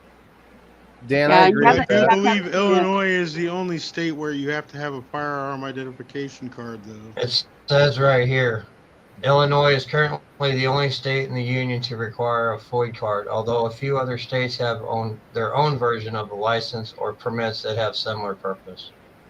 For example, state of New York requires residents to obtain a permit to purchase a handgun.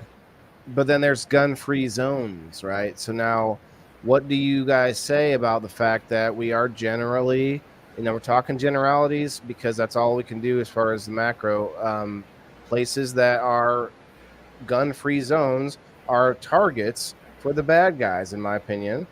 And I know that might be some rhetoric here, but my point is it still holds true. That's the target, soft target, schools and things. So I think I agree. I want security at schools. I actually think that if a teacher is a veteran and owns a firearm at home, I think we could have programs where the teacher but the problem is then you end up giving a teacher another job, and I don't think that's and then you have access. The kids will have access. Where are you going to keep that gun? Is it going to be in the desk? There's some good locks that are are only by. Go ahead.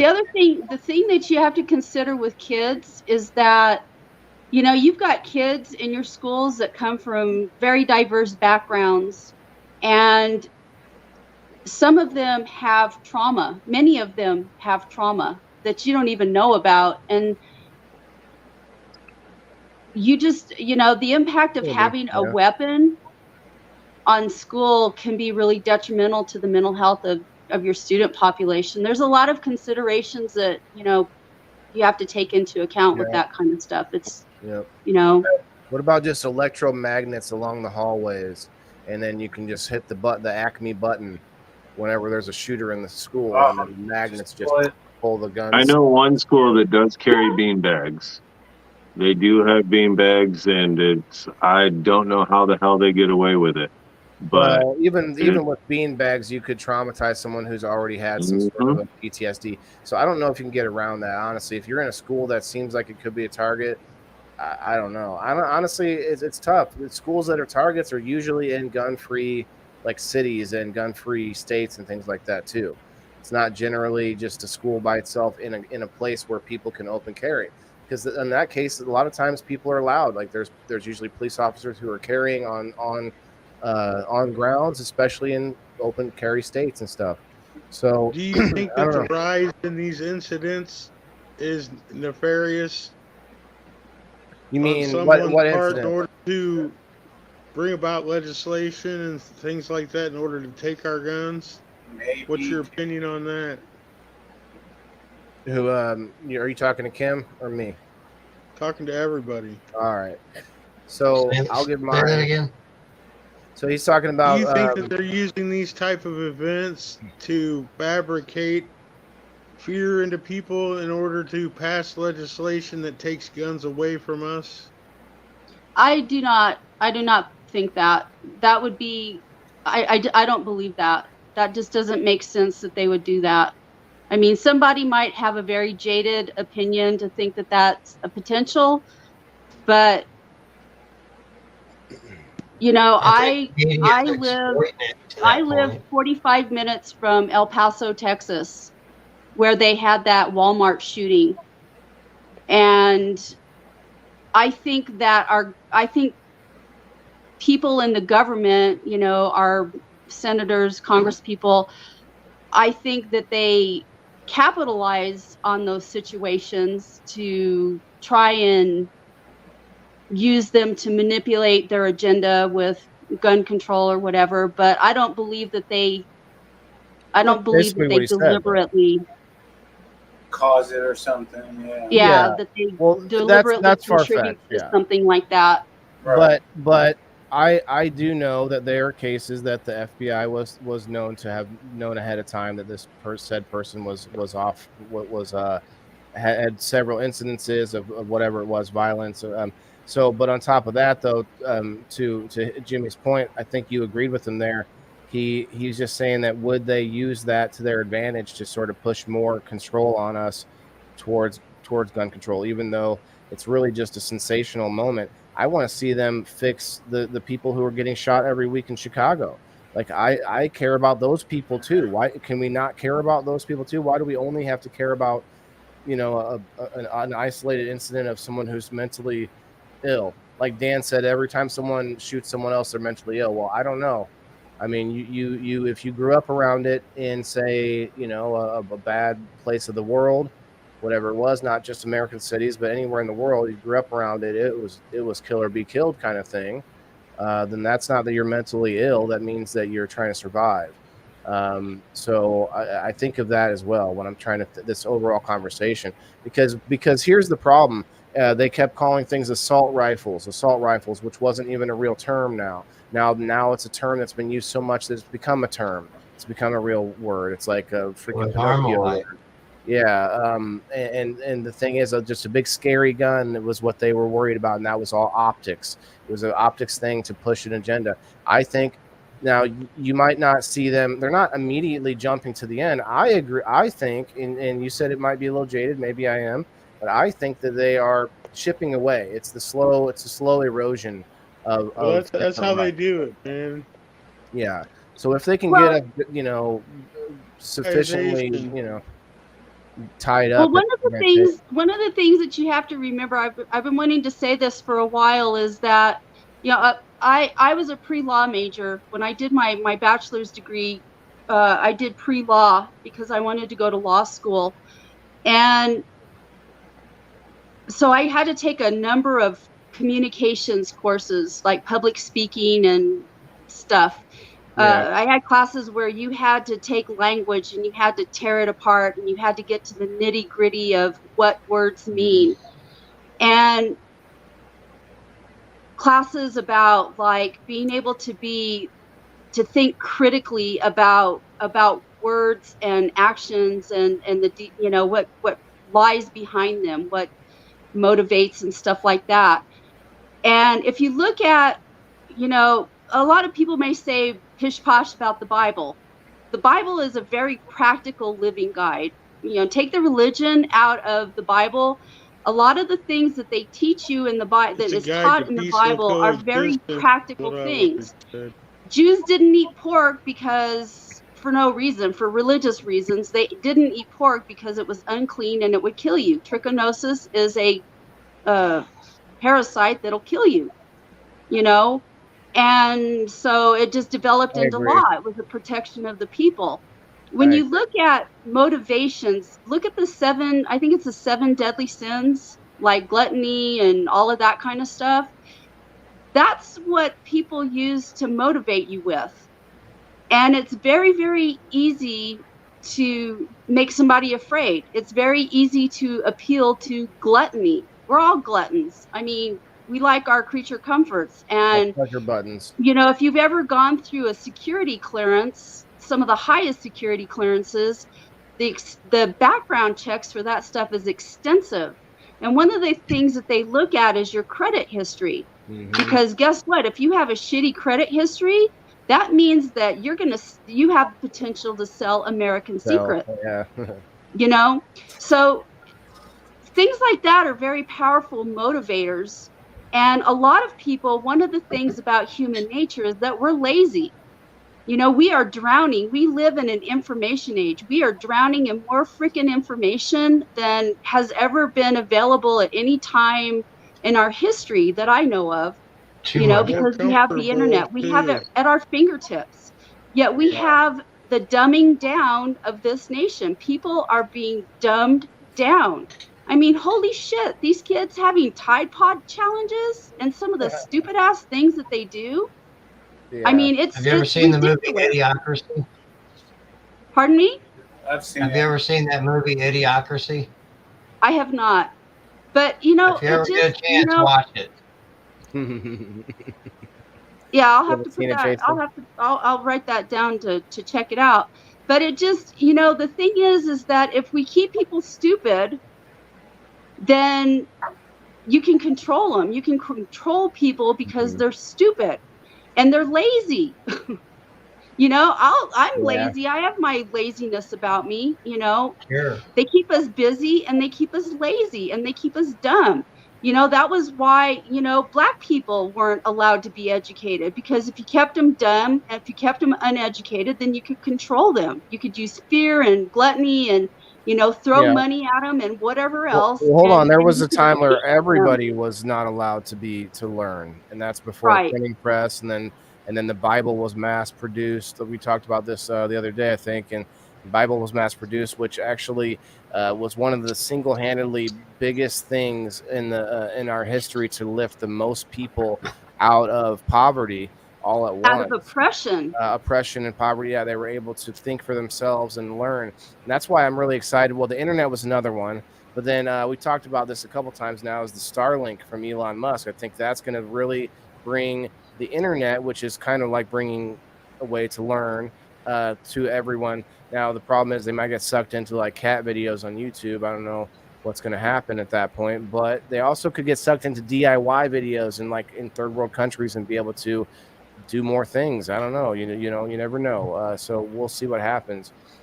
But that also means the potential for that stuff is enormous. I mean, there's a lot of potential good that happens. There's always the other side of the coin, right? So we're talking about our violence and our issues, but when we bring the other side of the world or the other places in the world that aren't as advanced as far as knowing how to make our own weapons, 3D print them and things like that, when we give that technology to people, there will be bad uses. There will be bad things that happen with it, because it's people, that's what happens.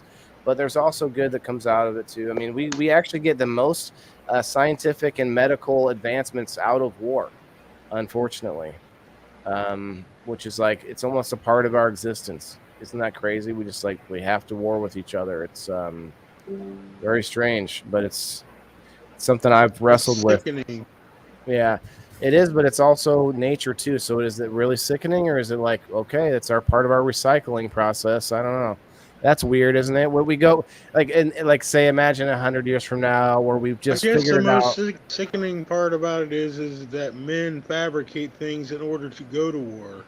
It's always because of something that we don't actually like. That's not actually being talked about. It's some other hidden agenda or whatever. There's always something like the endless wars. We have some problems happening in with our dollar and everything. And so I would say, you know, hedge your bets and maybe look into some other avenues, because, you know, the wars like have to continue for us to basically strong arm people into using our dollars. And so that's sort of like this Ponzi scheme we've been running for many years, you know. And it's just gonna dry up soon. We're gonna be like, blah, we're gonna be left hanging out to dry. That may be a good topic. Talking about the banks, that's a giant Ponzi scheme.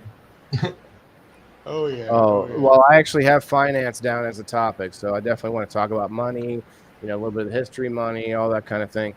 I didn't get into the history of guns tonight because, you know, we've all heard of like flintlocks and things. Go ahead, Jason. Speaking of money, it shows that the United States is spending $35 million a day to deal with the aftermath of gun violence across the country. That's $35 million a day. That breaks down to roughly $1,800 per person every single day on gun violence. And, you know, but that includes medical costs and things like that. It's hard for me to get behind that because we spend $800 on a toilet seat, you know, like in the government. So I can't use any of those numbers, you know. Just thought that Powerball the other day, they got $640 million in taxes. Yeah. So instead of investing this money on trying to take away our guns, isn't it easier just to invest it in the mental health program on educating they gutted our mental health programs. They gutted it. In Illinois, they kept taking out all the mental health facilities and hospitals, and they're stuffing it into regular hospitals. They have to take care of it. That's one of the reasons I got out of the field, because, you know, the insurance companies and the lack of funding and the poor client care, you know, in the mental health field, and it's just, I don't even want to go down that road. Well, would you guys agree that it's we'll just say that it's a very difficult conversation to say. First of all, I feel like we have a lot more mental health different issues, a lot more varieties of psychosis and things that we have now than we've ever had, at least that were diagnosable. And now we're starting to go down this rabbit hole where almost anything can be a mental health disorder. Like, I think every one of us is on the spectrum. I think the spectrum includes everyone, you know, if you want to count, if you want to talk about like the autism spectrum. It's just there's so many things that could be misconstrued as, oh, he's got that checkbox. He needs to go be, you know, the old trope of like, they can throw you in the mental ward with the straitjacket in the padded room, and then you're sitting there saying, I'm not crazy, I'm not, come on, help me, let me out, I'm not crazy. Oh, sure, buddy, that's what they all say. Like, that would be that would be scary. Like, that's why I forget who said it. It's better that 10 guilty persons go free than one innocent person get locked up or whatever. Forgot the last part. But that's because we don't want that situation where that innocent person is even in not just jail, but in a mental institution when it was because, their wife was just trying to get back at them or whatever it is. Like, so that's it's a hard thing. I'm not saying I'm on one side or the other. It's like, it's hard to navigate because we might all have a mental break at some point in our lives. That could be part of like a normal part of life, man. dealing with all this stuff. Like Kim was saying, the oversaturation of input and all the what do you call it, stimulation nowadays. And I think that has a lot to do with a lot of the mental health. Nutrition. The stigma is being lifted a little bit by little bit, and a lot more people are coming out about their mental health. But also, I believe, since I was in the field for 8 years, and just as a counselor and case manager and stuff, and I seen so many misdiagnoses, and people are so like, just to get into rehab sometimes, you have to have a mental health diagnosis by the doctor just for insurance to cover you. So they'll throw a label on you and throw you in rehab. And I think there's a lot of that going on too. So it's hard to tell where Do you think the influx is coming from. Do you think it's died down since pill pushing has died down a little bit? Sure, a little bit, yeah. And definitely, because the doctors really were pushing pills. It's been proven. We've all seen it. Pharmaceuticals were pushing it, and then trying to. They got money off of diagnosing you with whatever illness you might have had and sending you off to this facility. They got paid for that. So whether you had it or not. Keep the beds full. And I think it has died down a little bit. Not a whole lot, but enough to tell. Exactly, Steve. Keep the beds full, keeps the pockets full. Yeah. Well, that's it exactly. Yeah. Everybody's about making an almighty buck. I mean, that was one of the big criticisms with COVID. Like they were, I don't know how true this is. I'm just going by, rumors. Yep. But people saying that they were diagnosing people that were in car accidents having had COVID. And that all went back to, I don't know exactly what that went back to be honest with you, but a lot of people were saying that it went back to getting those COVID dollars. The hospitals were raking in COVID dollars because they said, we had this person died from COVID. And so they got a certain amount of money for, having treated somebody for COVID and dying and whatever. But these big businesses are reaping benefits of all kinds. They've got a board of directors. They've got what do you call it? Shareholders that they answer to somewhere down the line. Like the rest of us, it's all about incentives. I don't think it's like a good or evil sort of thing. It was like, if I just mark this as and I think that's maybe shady or dishonest.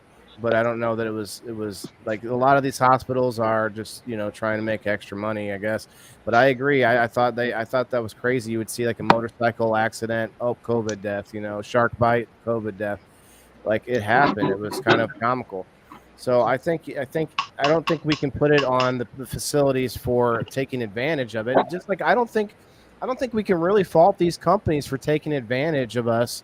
Because now they're like international companies, all over the planet. Facebook, it's not an American company anymore, right? No. So my point is like we've been letting them take advantage of us with different things, and that was one thing. One thing about Trump that actually he did do well was maybe you might think he's an asshole, but he did help us like gain a little bit of respect back within the trade and back and forth where we were getting raped, not charging anything for goods.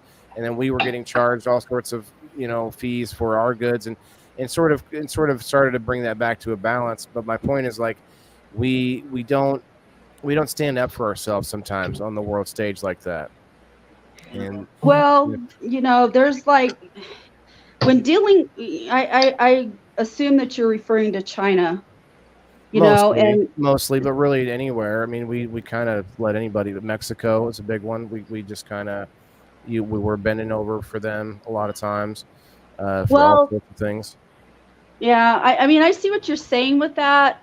I agree with you. I don't like it. I think it's, but one of the goals, because when I started out, I was a business major, so I have a minor in business. I'm like super overeducated. But one of the goals behind a lot of these trade agreements that they made with China and Mexico, and I don't know who else, but those two countries specifically, China was very, very poor. It was a very, very poor country when we started doing the trade stuff with them. You know, that all came in from, I want to say, from Nixon's administration, and Henry Kissinger was the one that brokered all of that stuff. But, you know, it benefited us and it benefited China both. I'm not sure what the benefits were. I'm not that deeply involved in the knowledge of that, but it benefited both of us for China to enter into the world trade on a business level. In my opinion, well, if things were equal, yes, but you can't just let you just can't let your friend take advantage of you all the time, even if you. Well, the thing is that the culture of the Chinese people is not the culture of Europeanized people. They're very, very different. And so trade relations with them, it's very, very sticky. And we can just say in general, you know. Like every country is going to be different, but we could just speak in general. I think we as a nation, if you're going to be a nation, you should sort of be as fair as you can, especially if you're representing your citizens. You should be out there and with good faith trying to get the best bang for your buck, because it's not your buck. They're a third party. I understand that, but there's a lot more to, it's not as black and white as all of that, is all I'm saying. You know, when it comes to dealing with other countries. And China, every culture, I mean, when you look at things culturally, every culture is very, very different. And there's some things within the Chinese culture that are, I don't know, it's a big mess to talk about it. It's all right. I'm not sure how we got off on that subject. There was something that well, with trade, but you know, but like Mexico, because the Mexican border is 30 minutes from me, literally. Like, we're right here, you know, we're right on the front line of all of this crap that goes on with Mexico. And I've lived here, I'm 57 years old. I've lived here for 49 years, minus the 8 years that I was in California. And well, in the time that I spent in the military, which was just over 5 years, but half of that was spent in New Mexico. So I'm very well versed in border relations here because I've lived here. I see everything that happens. I know everything that goes on. I know people that work for the Border Patrol, all of that stuff. So I know what goes on. Mexico is a very, very poor country. And yes, we, you know, don't, you know, you cannot be fair. You cannot measure the standards of fairness of what we have in America with the standards of fairness of what's fair to Mexico. Well, I don't know if that's how they do it. They just let people get free reign a lot of times instead of anything. Every country has natural resources that you can trade with, like and the problem with the Mexico-American relationship is not that Mexico's doing anything. It's Mexico is allowing people to walk through their country. Not even Mexicans. It's those two, I guess. But that's the whole trope, is that Mexicans are coming here. No, it's people walking up through South America, up through Mexico, and Mexico just allowing it to happen. Oh, see you later. Have a good day. And then Americans having to get into. So you're saying that you've never had a situation come up where like a rancher or somebody had like, you know, been assaulted or had people come through there? I'm just curious. I see situations like that sometimes where people on the border, they have to take care of their own ranch or whatever because there's nobody out there to protect them, I guess. I'm going to tell you, when I was a teenager, we lived in a very rural community. We lived at Caballo Lake, which is a reservoir, you know, that they created for farming. And when I was a teenager back in the 80s, we had people that would come up through Mexico looking for work, and they would come on our property to get water.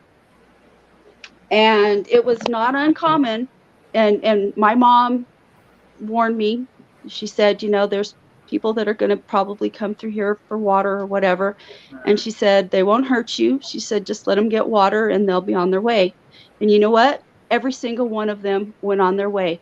I was by myself in my house many of those times. My parents were nowhere around. My stepdad was either working or, I was by myself, and I never got raped. I never got murdered. I never got taken advantage of in any way. They came, they got water, and they went on their way looking for work. So people demonize these people. And just because they're coming through, you have to understand that the Mexican culture is predominantly Native American. Okay. You look back at the history of these people, they're predominantly Native American. You look at most of them, they don't look European. Okay, but you're not wrong, obviously. But the I don't thing think about we're demonizing them. And from my perspective, we're not demonizing those people. Actually, we have the most sympathy for those people, especially because we found out that people were pairing with children, even if it wasn't their kids. We know this is for a fact, to get across the border, because then what? They were not turned away because they had a child. There was all these little loopholes that they were taken advantage of. Be very careful about what you hear in the media. Well, yeah, of course. That's why I listen to both sides and all angles of each side. And then even the anarchy guy over here, this guy who's a libertarian over here, I listen to many angles. And a lot of times what you find out is not the full story. Just like the kids in the cages thing was false. It was anyway. But my point is, it's the thing is, I have more sympathy for those people because they are just trying to make a better life for themselves, but they are getting put into these really just inhumane situations with the cartels, with people, whoever smuggling them up here, and that's been found to be like pretty horrific. A lot of them don't make the trip. They're separated from their families already. Not from us, but from because of their situation. There's a it's if we were to say, oh, it's just because it's crappy in their country, so we should let them walk thousands of miles to get here, like that's inhumane that we're even saying, come on over. But let's gotta walk for several weeks. You have to look there. In my opinion, there is somebody that has to be driving this, and I've talked to people. Yeah. I firmly believe that there is some kind of an anarchical force that is driving these people to the United States. Well, Soros is one of them. When there's conflict, there's some regime that's been doing things in one of those countries. I can't remember which it is. But when you have things like that, then, that's what's driving some of these South Americans up here is they're having problems with their government. We're being told it's global warming and stuff. But you can't say so. Like the part of they're trying to claim like asylum, and it's not always because there's a war, but because they just have their country. They think their country sucks or whatever it is. Well, there's multiple reasons why they're coming, but just think, most of these people. Are you willing? Let me ask you this. This is what I tell my kids when we have these discussions. Think about yourself, what it would take for you to pick up your life and walk thousands of miles or travel thousands of miles to a foreign land to get away from that life. What would it take for you to get to that point? Let me play devil's advocate, or DeVille's advocate, like I played the other day.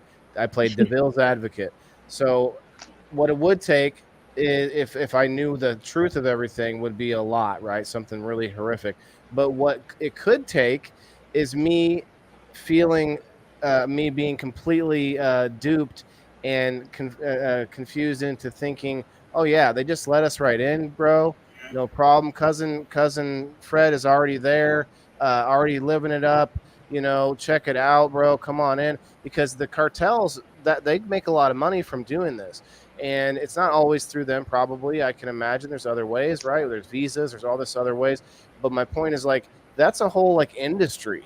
And so they're down there going, come on, guy. No problem. We get you right in. No problem. It's going to happen. Listen, we got your whole family already there. Whole family might not be there, right? They might not have made it, but they're already there, guy. No problem.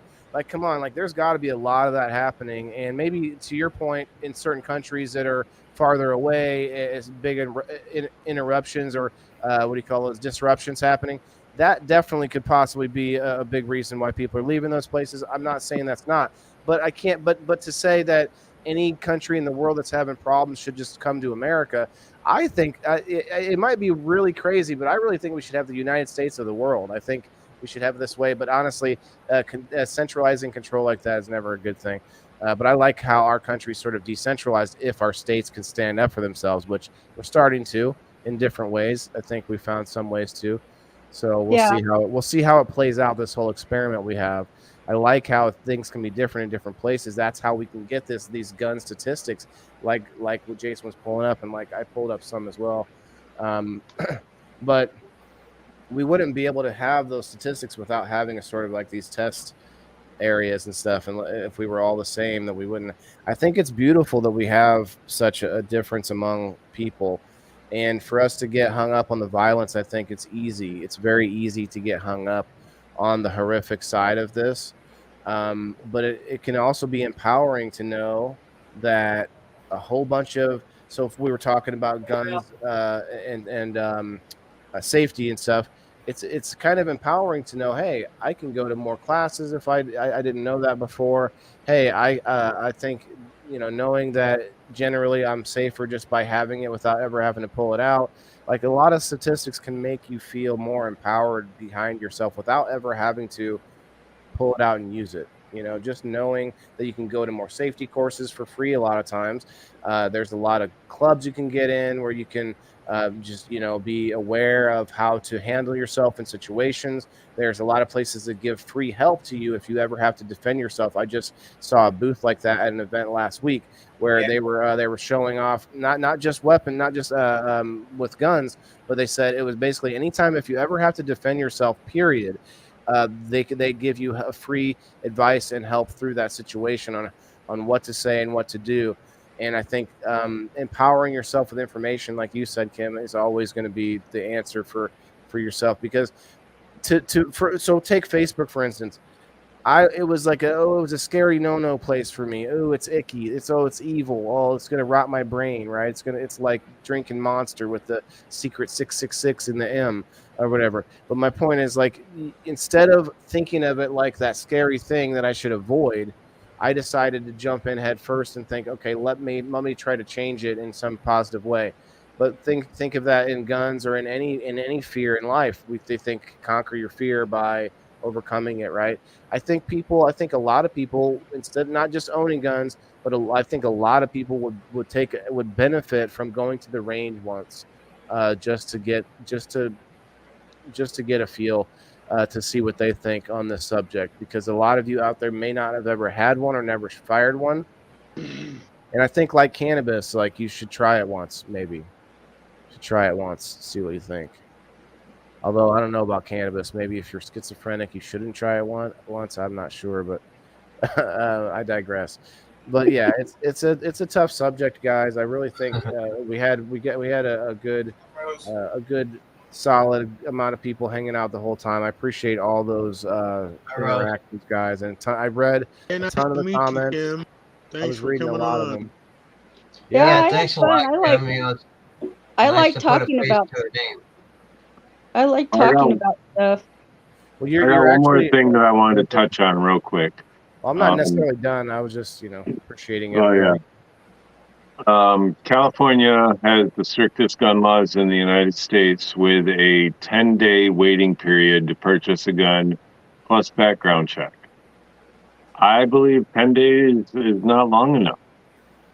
I think they should have. I think that to purchase a gun, it should be longer than 10 days. State of Michigan, where I live now, is 0. I can walk into a gun store and buy it right now as long as I have the right permit. Isn't a background check enough? What's 10 days going to get you? What's 10 days? What's the background check? 10 days is a cooling off period. Oh well, I guess I get that if you're angry or whatever, but yeah, I don't know. That's tough. That's tough to say because I'd have to look at the numbers. That's probably a very small amount of time where a guy who's of able bodied to be able to get a gun in the first place is so angry that he's going to go and buy a gun and then go and shoot who said like guy who fucked his wife or whatever it is.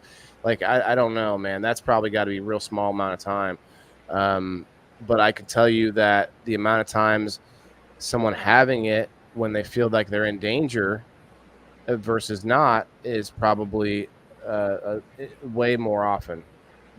Just my guess. I'm just guessing because we've also seen the statistics of someone having a gun on them just was enough to deter a situation. That's over 2 million, I think. So I don't know. I have to say we can always find a situation where an exception, a loaded gun in reach of a child, even though the person who owns the gun is lawful and all that stuff, like accidents happen, which is terrible to say about anything because it sucks. But I don't know, man. Like in England, they outlawed guns, right? And then guess what happened? People attacks with knives went way up. Yes, and guess what? They were talking about outlawing knives, right? And then I made the joke. I said, okay, next they're going to be outlawing fists. You can't put your hands in a fist. That'll be the next thing they outlaw. It'll be like you'll have to go around karate chopping each other, like what you're gonna. So just outlaw violence. Just outlaw violence. Let's just do that, guys. Should we outlaw violence? Do you think they should be able to sell guns at flea markets and stuff like that? The whole loophole thing. Yeah, the gun shows they still do a background check there. I think the only loophole that is kind of freaky to me is how you can sell it from person to person.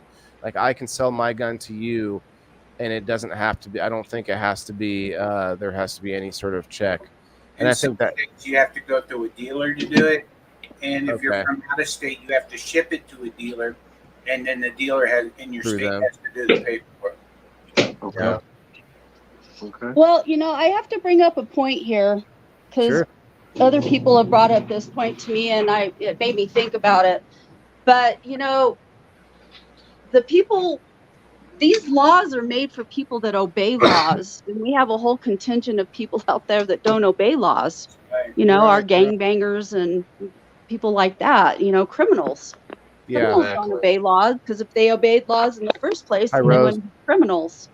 And so I think, when it comes to looking at gun control, you have to look at the purpose of why people are killing, and right now, a lot of these, the whole thing behind the 10 days, that's related to domestic violence, giving people that cooling off period, or maybe not even necessarily domestic violence, but people that get mad and, they want to kill somebody, they get mad enough to kill them. That's the whole premise behind that 10 days. And that still seems like a long time though, man. I've been pretty mad at people before, but a couple days later, I don't know. I've cooled off a little bit. I'm not saying I've cooled off totally. Like I could still. I think 10 days is a good amount of time. I think it should be 14. I would originally in my brain, I was like, all right, 2 weeks. You register to buy this gun, you pay for it, you go through everything. In 2 weeks' time, you get it.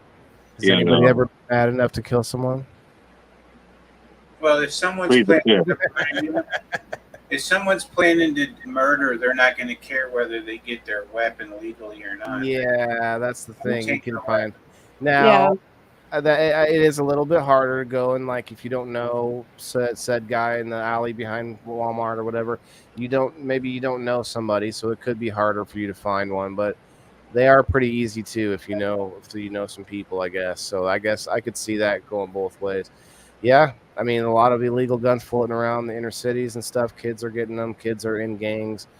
Man, I've thought of different things of how to incentivize that to go away, or how to help that. Have you guys heard of the whole movement behind defunding the police?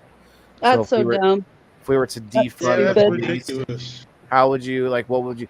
But the secretly they want to refund a new a set of social workers that may have arms with them. Well, it's like, oh, here's, okay, a new police. Here's where I come from, and Rasta, I don't know your real name, but you know, you may be along the same lines of thinking with this because you have a mental health bend, and I have a mental health bend.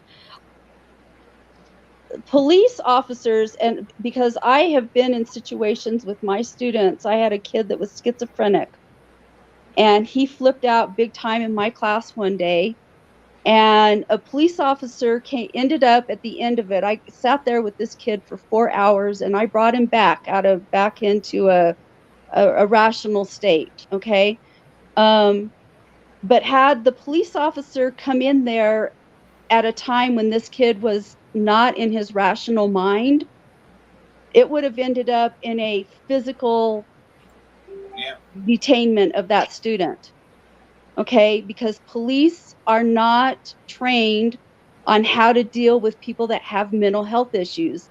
And a lot of police officers have egos. Okay, so when you mix an ego with a person that's got mental health issues, it's not a good combination. All people do. I am not for, now hear me when I say this, I am not down for defunding police. Police serve a good function in our society. Training, right? You need mental health training. Well, I don't know that necessarily mental health training, maybe so. But I think that all social people workers, do, right? I'm down for having social workers go to these kinds of situations because I have seen. We had a program here in Central Illinois. I always go by Rhino, by the way. My first name's Bruce, but I've always gone by Rhino. But we had this thing in Central Illinois. It's called CIT training, Crisis Intervention Training. And what we would do as mental health professionals, we would go in a like a seminar situation, and we would tell our mental health story, some of the situations we had whenever we were involved in police situations, how we felt, stuff like that, which I didn't feel that part was real helpful. But what was helpful was we would do live action scenarios, role plays, where the police officer would be in a situation where a person was having a mental health episode and having symptoms, and sometimes severe symptoms, and we would train them of how to react to that, or how they could de-escalate it rather than react to it. You know, because sometimes, you know, with that mental health person or a person that's experienced that mental health episode, if you just let them yell and get it out for a minute, eventually they're going to calm down a little bit, and you can talk to them, say, you know, hey, I understand. Let's have a talk about that, you know, and civilly talk to that person rather than freeze, you know, and freak them out even more, you know. Yeah. I mean, I'd be fine with adding, like, if we could add a person to the like a mental health specialist that can go with them. But then the problem becomes the police have to protect that person as well if something becomes violent. You're not going to always be able to talk your way out of it. Because look, I worked in the hospital. We worked with mentally unstable patients, and also people who were, because of drugs, coming out of it. There was a man who he was a perfectly fine man, but he had a head injury, and he woke up and he thought he was in his bank. He's like, why? I've done business with you for years. Why are you holding me here? And like he started getting violent, and I was in security. Like we felt compassion for the guy. He wasn't genuinely wanting to hurt anyone, but he thought he was being detained by his bank. You know, so I get that police aren't trained enough, but I don't know how many people are. Yes, you might be able to talk your way out of it, but man, there's a lot of violent situations. So you'd have to have social workers who are trained in some sort of physical altercation, and maybe possibly have a weapon of some kind, taser, whatever. They would have to have those because otherwise you're going in blind. I just don't believe that you can walk in and just talk your way out of every situation. So I think if you're going to have them combined, the only answer is to just train our police more. We need to have like specialty, like an EMT or an AMT, or like, you know, in our area we call them AMTs, the ambulance techs, you know, or paramedics, I guess. Those guys, like that sort of situation, that specialized job, but maybe somebody who's like a tactical social worker with police. Maybe they don't really do as much of the physical stuff, but they do know some of it. Whatever, you could even add that on. But they have to be able to take care of themselves a little bit, because otherwise you're adding another person to the situation that police have to take care of. I don't know, but either way though, Kim, I think we can all agree that police need more training, which means they need more funding. I don't think they need more funding for more fancy guns.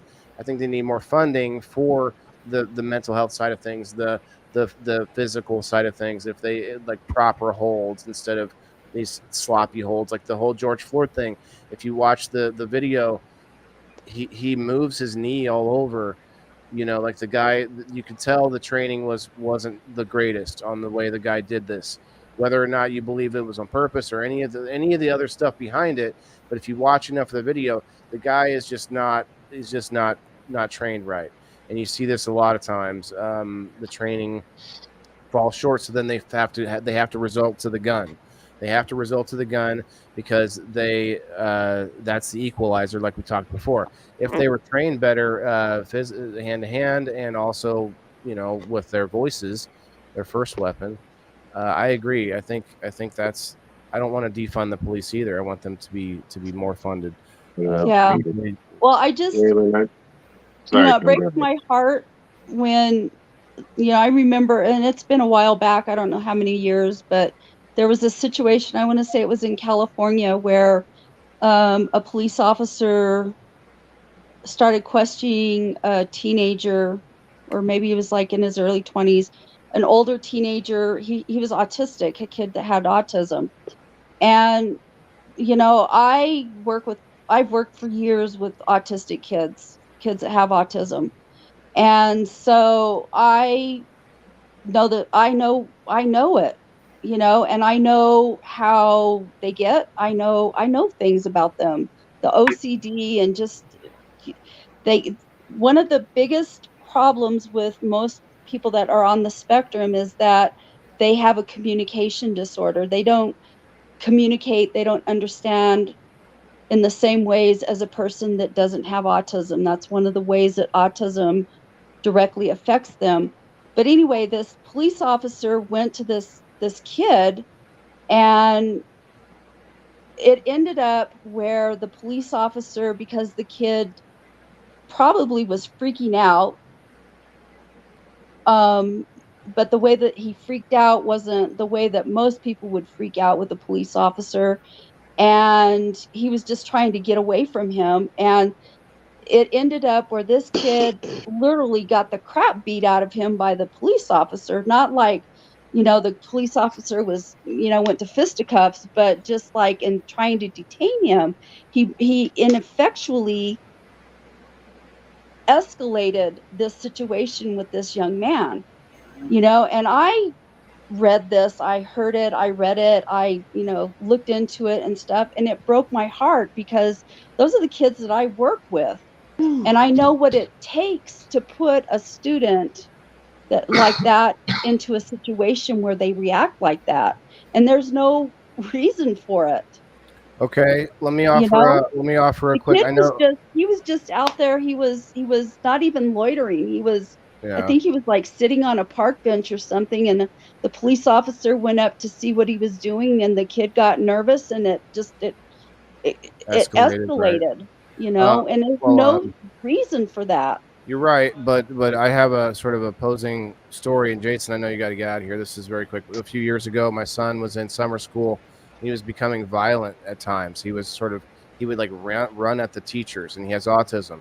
Well, they were actually trying to corral him, like you're saying that the police shouldn't do. They were doing that, and he actually ended up getting loose from them and running, and he was actually hurting them to get away, because he was at that level of escalation, and he's not like that anymore. But he gets away, and he runs to the security guard, big black guy, awesome. I forget his name. This has been years ago. This picture went viral, where my son runs to him, hops up in his arms like he was his dad. He's got a full black suit, almost like a regular police officer, but he was security. I think he was off-duty police officer or something.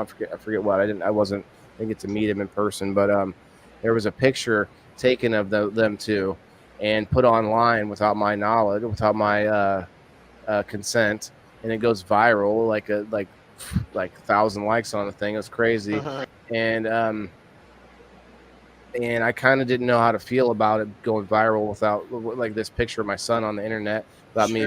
But it was also this cute moment, you know, everyone wants to see this. Like, although my son is a quarter black, it was like, mostly looked like a white kid, you know, running, jumping into the arms of this police officer that ended up being, because he saw that as more of a figure that was protective for him. And anyway, it was a very cute moment and everything. It was still weird, my kid being put up there, but that was opposite. Like, these were his teachers that were supposed to know how to take care of him, but they ended up still inducing a situation where violence was coming out of it. And I think, to your point, it's hard, man. It's hard, no matter who with autism. Every kid's different. We all know that several of us have kids on the spectrum, and you've seen us talking about it. And the thing is, man, sometimes you can trigger something and just it's nothing that can stop it. It's so insane. But Jason, I'm gonna get you out of here, man. I think we're sitting. You're good. 1 second though. I sent you a link in your messenger real quick. Open that up. That is the Gun Violence Archive. And there's a couple of good things in there. There's the gun violence in the last 72 hours, but there's also an area that has charts and maps in there. And it shows unintentional shootings, defensive use, home invasions, teens killed or injured in 2023, children killed or injured in 2023, number of injuries in 2023, number of deaths, suspects and perpetrators shot or killed, officers shot or killed, and mass shootings in 2023. So that one right there. So a lot of times the numbers can be so skewed because they'll say they'll add things like injuries into it, and where it could be as simple as someone stubbing their toe because they dropped their 9mm on it.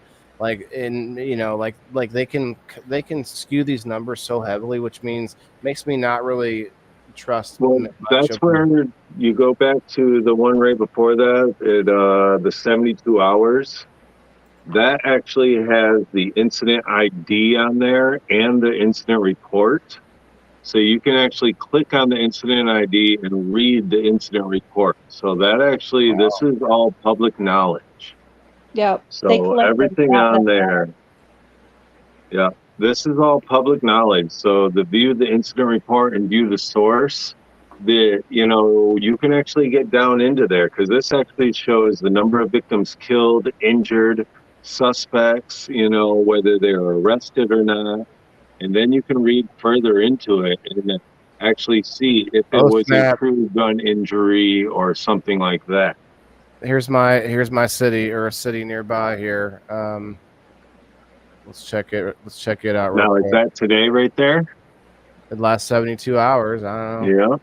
Yeah. So that's where the date shows right there on your left-hand side. It'll say July, whatever. Male, injured, shot, wounded, one gun involved, type unknown, source, district, State House District 92. Huh. Not much information, but really don't tell you shit, does it? No. Farther in, there's reports. If you click on reports, it'll show the standard reports, and then you can click on the years. It's a pretty good, I think it's a pretty good website for gun violence. This is one of the first ones that I found when we seen that we were doing gun violence for the episode.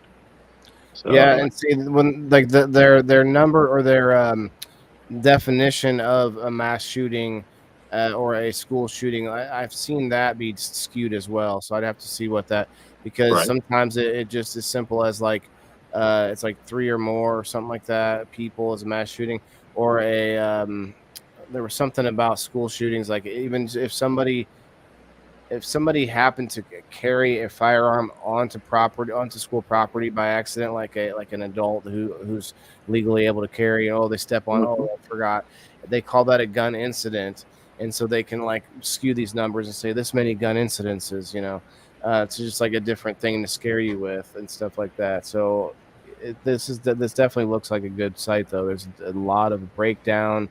There's a lot of different categories, which means that they are actually seeming to divide that out a little bit, like incident deaths, or accidental deaths, accidental injuries, accidental deaths for older teens, officer involved shootings. Let's see what this one says. So, and this is gunviolencearchive.org is what this is. For anybody that is interested that wants to check this out, I diving into it and clicking on other things and other articles, it seems to be pretty good to me. Looks good. Yeah. But I don't know what's org. It even shows age groups, for certain years. So that's number of victims, injured, suspects. They have an explainer section also. It shows the use of gun violence archive data, where it comes from, the mass shooting methodology and reasoning. IP blocks. It's pretty good. So here's a discrepancy. You're right. Here's a discrepancy I don't see, though. They do not separate out when the assailant or when a police had to shoot someone because they for legitimate reasons. They don't separate those things out. If you were to look up and find the number of times where a cop just shot an unarmed person, doesn't have to be black man, doesn't have to be anything, just any unarmed, just innocent person. Because actually, if you look into it, if someone's beating a cop in the head with fists, a cop, I believe, is able to shoot. And because they aren't trained as much physically with their arms and legs, and also because we're pushing, no offense, ladies, but we're pushing more women to be cops. So what is it that you have other than your gun is if there's such a difference in size, and not just women, but any person, man or woman, who is small enough that they may not be able to handle a sort of averagely big man, like 200-300 pound man, or even bigger a lot of times. Like a lot of us can't. I don't know if I could. So there's a very few amount of people that could handle physically Would that be considered defensive use? That's I think so, and I think okay. So click on the home page, go back to your top bar there, and click on home, and then scroll down, and we have a chart that says the deaths. I see it. Suicide by gun, injuries, children, teens, mass shooting, murder, suicides, and defense use. Right, so those would be lawful uses. So what I'd want to see is like unlawful use when somebody's innocent, not attacking anyone, unintentional shootings. That's a different. I don't know what that means really. Like Barney Fife, they shoot through their. I think the unintentional shootings would just be like in California where that little girl got shot in a dressing room or something. She got shot through a wall. Yeah. I think that was in California. Somebody was telling me about that. Or like a ricochet or something, yeah. No, the cop shot through the wall. He didn't hit the target. Right. No, right. I just meant or something else like a ricochet. Oh yeah. Through the wall, or there's probably a few different ways that accidental discharge of a weapon. We had an SRO. We had a school resource officer at one of our middle schools accidentally discharge his weapon in his office at one of the middle schools, and he got fired because it went through the wall. Wow. Let's see. Luckily, all right, guys, I do got to get out of here. just wanted to say thank you to everybody out there, all you guys in the comments. Awesome show tonight. Everybody up on here, wonderful show. Kim, thank you for filling me full of knowledge today. I haven't learned anything in a while, and you taught me a lot today. So thank you very much for coming up. It was very nice meeting you on screen. Same Everybody here. else, always a pleasure, and I will see you guys on the next one. Have a good week, guys. Peace See you, out. everybody. Have a good night. Peace out, Jason. Does anybody? I mean, I haven't seen anyone asking for the link, but did anyone else want to come up? People maybe are afraid to come up on this one. Kim, I'm surprised, but thank you for sure. We'll probably about talked out on it. We could talk about this all day and night, but honestly, I think there'll be a new thing. There'll be a whatever laser gun or something. There's always a new thing, and there's always ways to hurt people. So in general, take some personal responsibility in your life. I like Jordan Peterson's line of like cleaning your own room first. Make your own bed, take care of your own first, but then maybe you're like there's not many people out there who are able to help others that are also just totally messed up themselves. Like a lot of us came from messed up places, and that's why we're able to start to help others. And we also are able to help others because why? We're filling our own cup first. Once you fill your own cup, you start to feel more generous and able to fill others. That greed we talked about, that is a thing. Greed, one of the 7 deadly sins.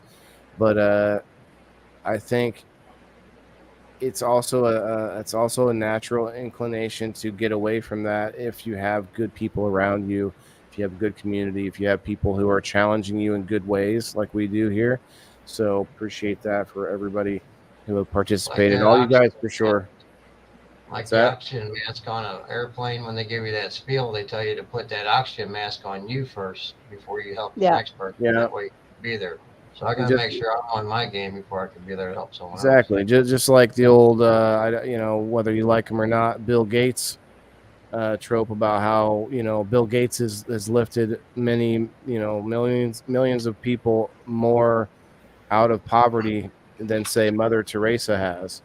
And that's because if you are able to have excess or able to build something that can help other people, not saying he hasn't built a lot of things that's not so good for us, but I'm just saying, like, there is something to be said about that. Like we talked about the printing press or like the internet, Starlink. But for him, like Microsoft all over the planet was a way to enrich him, but also it brought technology to people, so that was important. So I think philanthropy is a good, that's my major plan.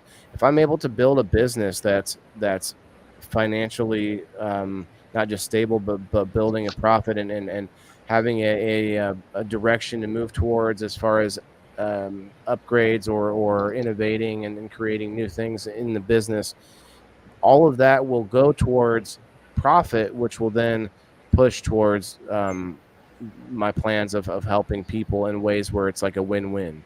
I don't plan to just give away everything, right? Like you can't just do that. But if I can create win-win scenarios where I incentivize you to do said thing with thing that you need, and it helps me out by you buying my product or whatever it is.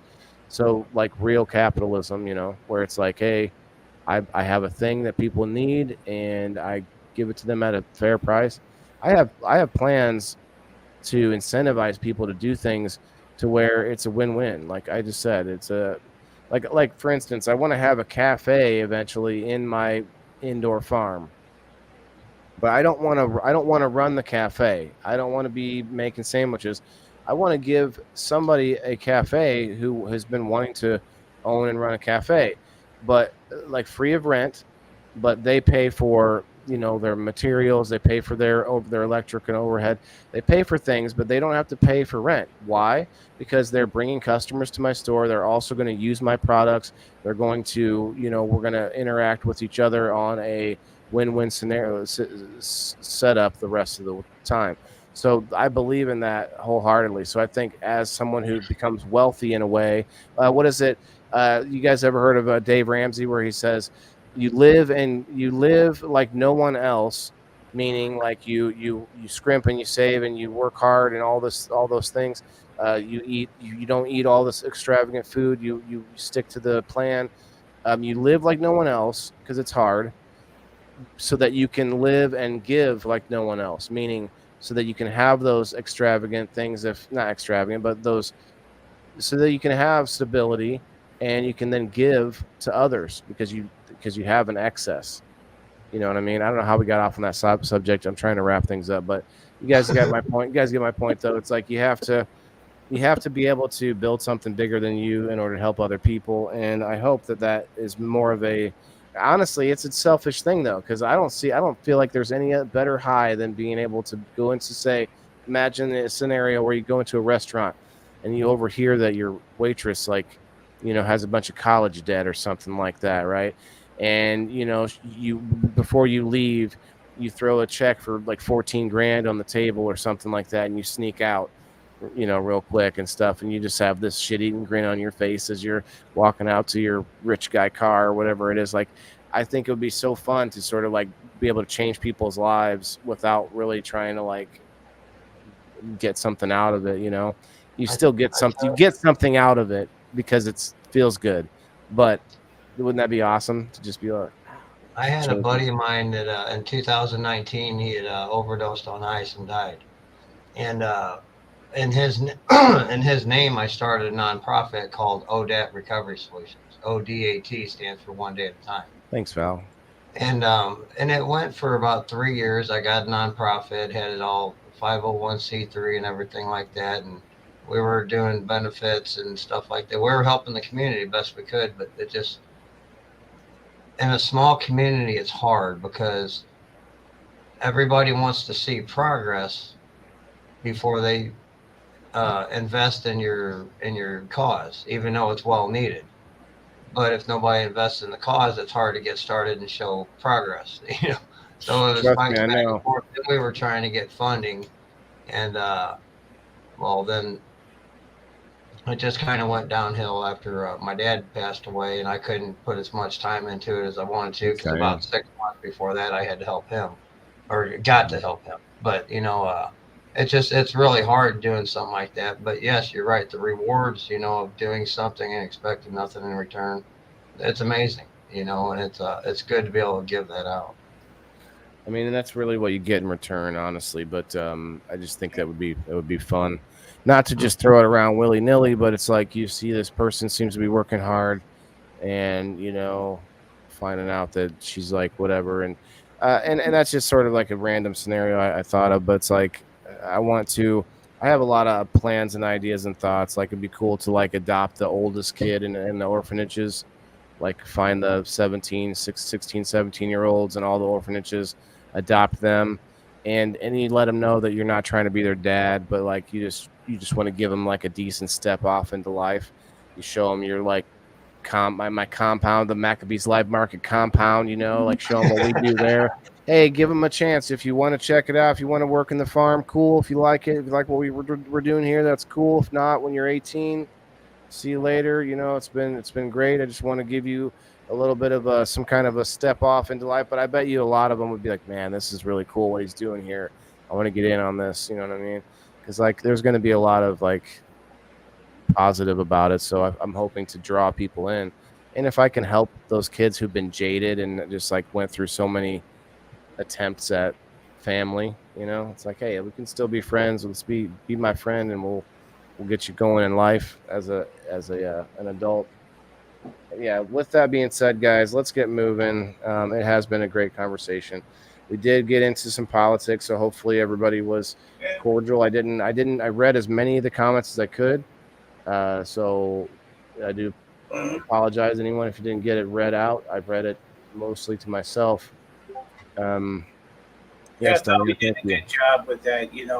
With the politics that was brought up, then we moved on to immigration even, and I think that being the fact that we're having discussions here and not debates, that really makes a big difference. Absolutely. Well, accomplished that way. Kim was able to be disagreed with. Like, Kim, I appreciate that about you, even though you're way more educated than I am. if I can disagree with someone like that, or if I can have like a point of contention here or there, or if I like to play devil's advocate a lot of times, because I like to play both sides of what's going on, because usually things aren't as all on one side or the other. Like you mentioned about your conservatism, libertarianism, or liberalism in you, I think that's actually in every person. Every person has a sort of two halves, two sides of our brain, right? That sort of gives us our individuality over, say, the single brain-minded ant that has the hive mind, and so in our frontal cortex. But my point is, like, we have that individuality, but we still a lot of times would lean one side or the other on a couple of things, more like the responsibilities, sort of like the fiscal side, and then the other side would be more like, we'll stand up for the little guy, the underdog. We want to care. We want to be able to care for people. Like, it's I don't know if I want to boil it down to logic versus emotion, but like there's a lot of similarities and overlaps. But I think every single person has a lean, maybe a little bit. That's what we call it. Like, well, I lean this way or lean that way. And we've tried so many times to have multiple political parties, but it always ends up going back to two, either between corruption or because people just generally, it's just they end up sort of splitting eventually at some like level down that spectrum. It's crazy, but I do like politics. I know our audience isn't into it as much, but I'd love to have a political show sometime over on Rumble. I think the Rumblers are into politics. Yeah, that'd be a good spot for more people watching over there right now. What's up, Rumble? Hit that Rumble button, guys. If you haven't already tonight, hit those reactions. Please share it out, because this is a good conversation. We'll get a lot of comments and rewatches on this one, and we're going to be playing it a lot over and over on Rumble. So it gets played over and over on rerun until next week at this time. So this same episode gets played a lot, unless Ross just shuts it off by accident. I was going to say, unless somebody shuts it off. Oh no, did that happen? They did that to me once too. So I do want to point this out, guys. I did start a group. I'm not gung-ho. I'm not worried about blasting it up there. I'm not worried about doing giveaways for whatever number. But I think I'm going to shut everything else off except the group, and we're going to have an after show sesh over there. Steve-O's going to go take a night. I'm going to do some dabs over there with my rig, because I just got some new dabs here, and I want to do like some. This thing is the Dragon Egg's just not doing it for me. I've been needing that full on punch to the gut here. So I'm going to do that, you guys. If anybody's interested in joining the group, you just have to go over there and answer the question. You have to answer the question, or I'm not letting you in. I'm the only one that can let you in. So go find it. It's called Maccabees Live Market, presented by Waylon the Indoor Farmer. So if you join the group, you won't be able to share in the group. It's not a share hole. If you're somebody who wants to go live in the group, talk to me, and we will talk about getting you admin or moderator status or something. Thank you, Val. Val says, I have a true altruistic. Why can't I say it? My mouth is just like altruistic heart. I mean, yes and no. Like I try to be open about what I'm trying to get out of said thing, right? Whatever I'm doing, like it's always something. But I need to let Kim go too. She's already ready for bed. She's laying down. Are you tucked in already, Kim? You think? No, I'm not tucked in. I've got to go do. I'm doing a load of I'm going to go to bed here pretty quick because I got to be up at 5 o'clock in the morning. But, huh? Oh, wow. Is this your first time on a live? Yeah. Well, I do lives in my group for giveaways and stuff like that. But like something like this, yeah, I've never. Well, again, I've said thank you. What is your group again? I forgot. My group is the Legit Beam Review. Pretty sure I'm in there. Yep. You sent me a invite, I believe. Yeah. Like, I don't know what's up and what's down right now because school just started back this week. And part of it, our freshmen started yesterday, and then the rest of the school started today. And my brain is all over the place right now. I've got so many things going on that need to happen all at one time. So I don't know who's in my group or what's going on over there right now. Like, I get notifications and I go through and I check everything because I'm moderating in the Grow Fam, and so I'm going through doing all of these things, but I can't tell you anything about them. I'm just kind of robotic. Boy, I don't know. Don't tell Ash that. I'll either ask to join through Rasta Rhino or Rhino Bruce. That's cool. I know both of those accounts. I see you around. I'm really bad with names, so. No problem. Me too. I'm better with faces than I am names. Yeah, I am too. Val. What's up, Poondogger?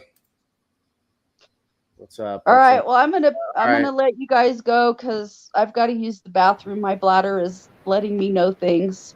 It's okay, Kim. And I don't want to pee in you guys' ear, so. And you're always welcome. We always want somebody with some background to come up and talk, give their opinion, no matter what it is. But thanks again, Kim. You have a good night, guys. You heard her group name. Go check it out. Legit Bean Review. Yes. Bye, Kim. All right. Good night, guys. Talk to you later. Good night. Thank you. Good night, Kim. Yep, thank you for having me. You're welcome. Thank you. Our pleasure. Yeah, our pleasure, definitely.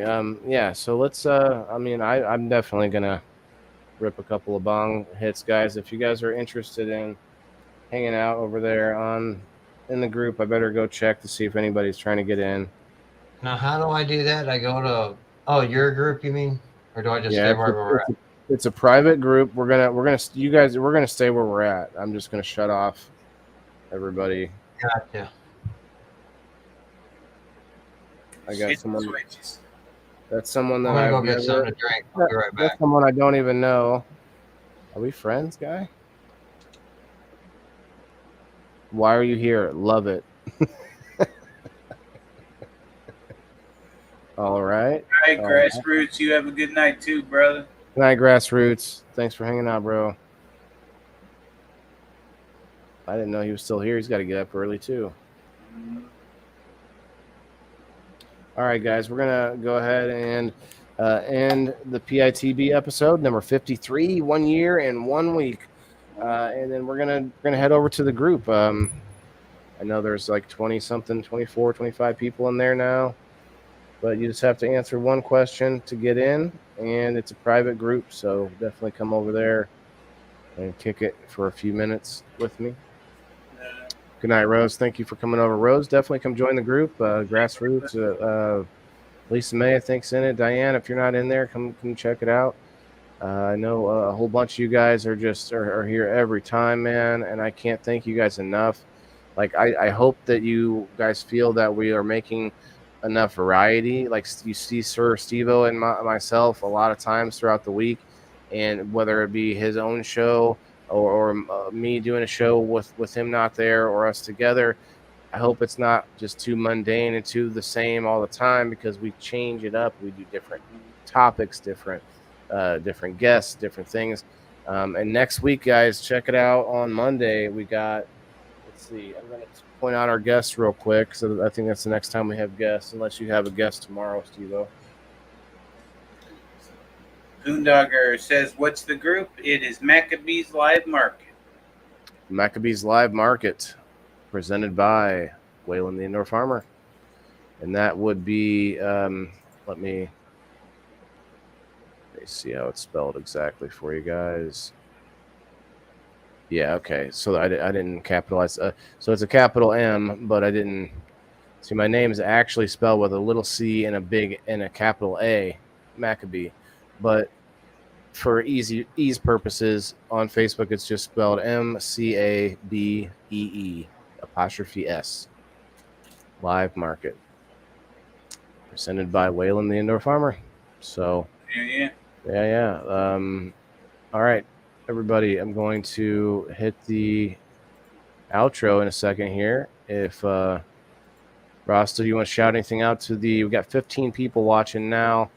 We're at 3 hours and 10 minutes. You guys, most of you are over there on my page, so definitely feel free to come over and join the group. Most of you guys are, If you're not following me, I'm 20 away from 20 away from 420. Oh wow, that's cool. I actually should be saying this giveaway to you. 420. I'm only like 3 or 5 or something like that away from 1500 on my page on the page. So I want to see. I'm gonna see where that's at real quick. Rumbler's got 6 people watching over there. What's up, guys? I gotta let the dog out. I'll be right back. Wait. Okay. Who let the dog out? Bruce. No. Like I just get him with it, like it's his favorite song, and he just starts going to town. He's singing it right now, I bet you. Even though he's muted, I bet he's singing it. I'm at 1497, guys. 3 people away. If you're not following me on the page, which most of you already are, watching us from there right now. But if you're out there in the ether, on the Kick, on the Clapper, I got a couple people watching on Clapper. What's up, y'all? And then the Rumblers. If you guys want to follow me on my Facebook page, it's fine. It'd be great. But also, I'm okay with it if you're over there on Rumble. You probably don't like Facebook too much as it is. More fun was had. Oh, okay. Awesome. All right, let me see who's joining the group. Who's joining? Like I said, it's not a big rush, guys. I'm not trying to do a bunch of things or giveaways or anything. Jason Bales. I don't know. I don't think that's familiar to me, bro. Are we friends? No, we're not friends. Let's see. View profile. Thanks everybody for showing up tonight. Appreciate it. Love y'all. Thank you guys for sure. Oh, I don't know. Maybe fake, maybe not. Oh well. Moving on. All right, let's close it, guys. Let's close it down. You know the drill. Sir Steve-O gonna send us home in a moment here once I get to the thing. Oh wait. This is the old outro. Hold on. That's the old outro. Can't do that. Gotta close. We gotta take it off real quick. I like the new outro better. See everybody tomorrow night at 7 for the IWK 710 Daily Sesh. That's right. Tomorrow night, guys, your Friday Daily Sesh. I might be able to get up there with. Well, tomorrow, yeah. So Saturday morning, Steve-O, I'm going to be getting up at the butt crack of butt crack, and I'm gonna have to take my son with me because I'll have him. And I was told by the event planner of our local civic center, which is a very large building, they have a ticket master and everything. You can't get in. You can't just walk up and say, "Hey, can I get a press pass?" like I have at some other events. Nope, tickets, please. But he told me if I can get in, if I go there before 8:30 in the morning, before they close the doors for all the vendors to come in. And he told me I could do it. So, I mean, he's the guy that the only guy running the whole thing. So if that's the case, man, I'm going to go in there with my son before the people, before the customers, I guess, and to try and take a picture and video and stuff of the event as it's being set up. That's going to be an interesting take for us on Tuesday. And I went to an event tonight as well for emergency vehicles. I got some pictures and some video, not a ton, but it was a regular, like an event with vendors, food trucks. But then there was like every cop in the tri-state area with like, no, that was, I'm sure there was like a whole bunch of like junior police and stuff. There was a bunch of people there that probably aren't really on the normal beat, but there was there was military, there were ambulances, there was a helicopter, kids were allowed to shoot the fire, the water hose, the firefighter hose. I mean, there was a lot of stuff going on that my son, like, you were able to get up in all the vehicles and honk the horn and yell on the freaking bullhorn things and stuff. Like, man, it was kind of insane, the noise, man. People with PTSD or people with like lights and noises sensitivity would have had a hell of a time there. It was just sirens and kids screaming in the overhead things the whole time. It was kind of intense. I will give it that. Yeah, peace out, guys. We'll talk about it here in a minute. Let's get it out. Let's get out of here. I got the new one up. Steve-O, put us to bed, please. All right, everybody. I love you. Smoke weed every day.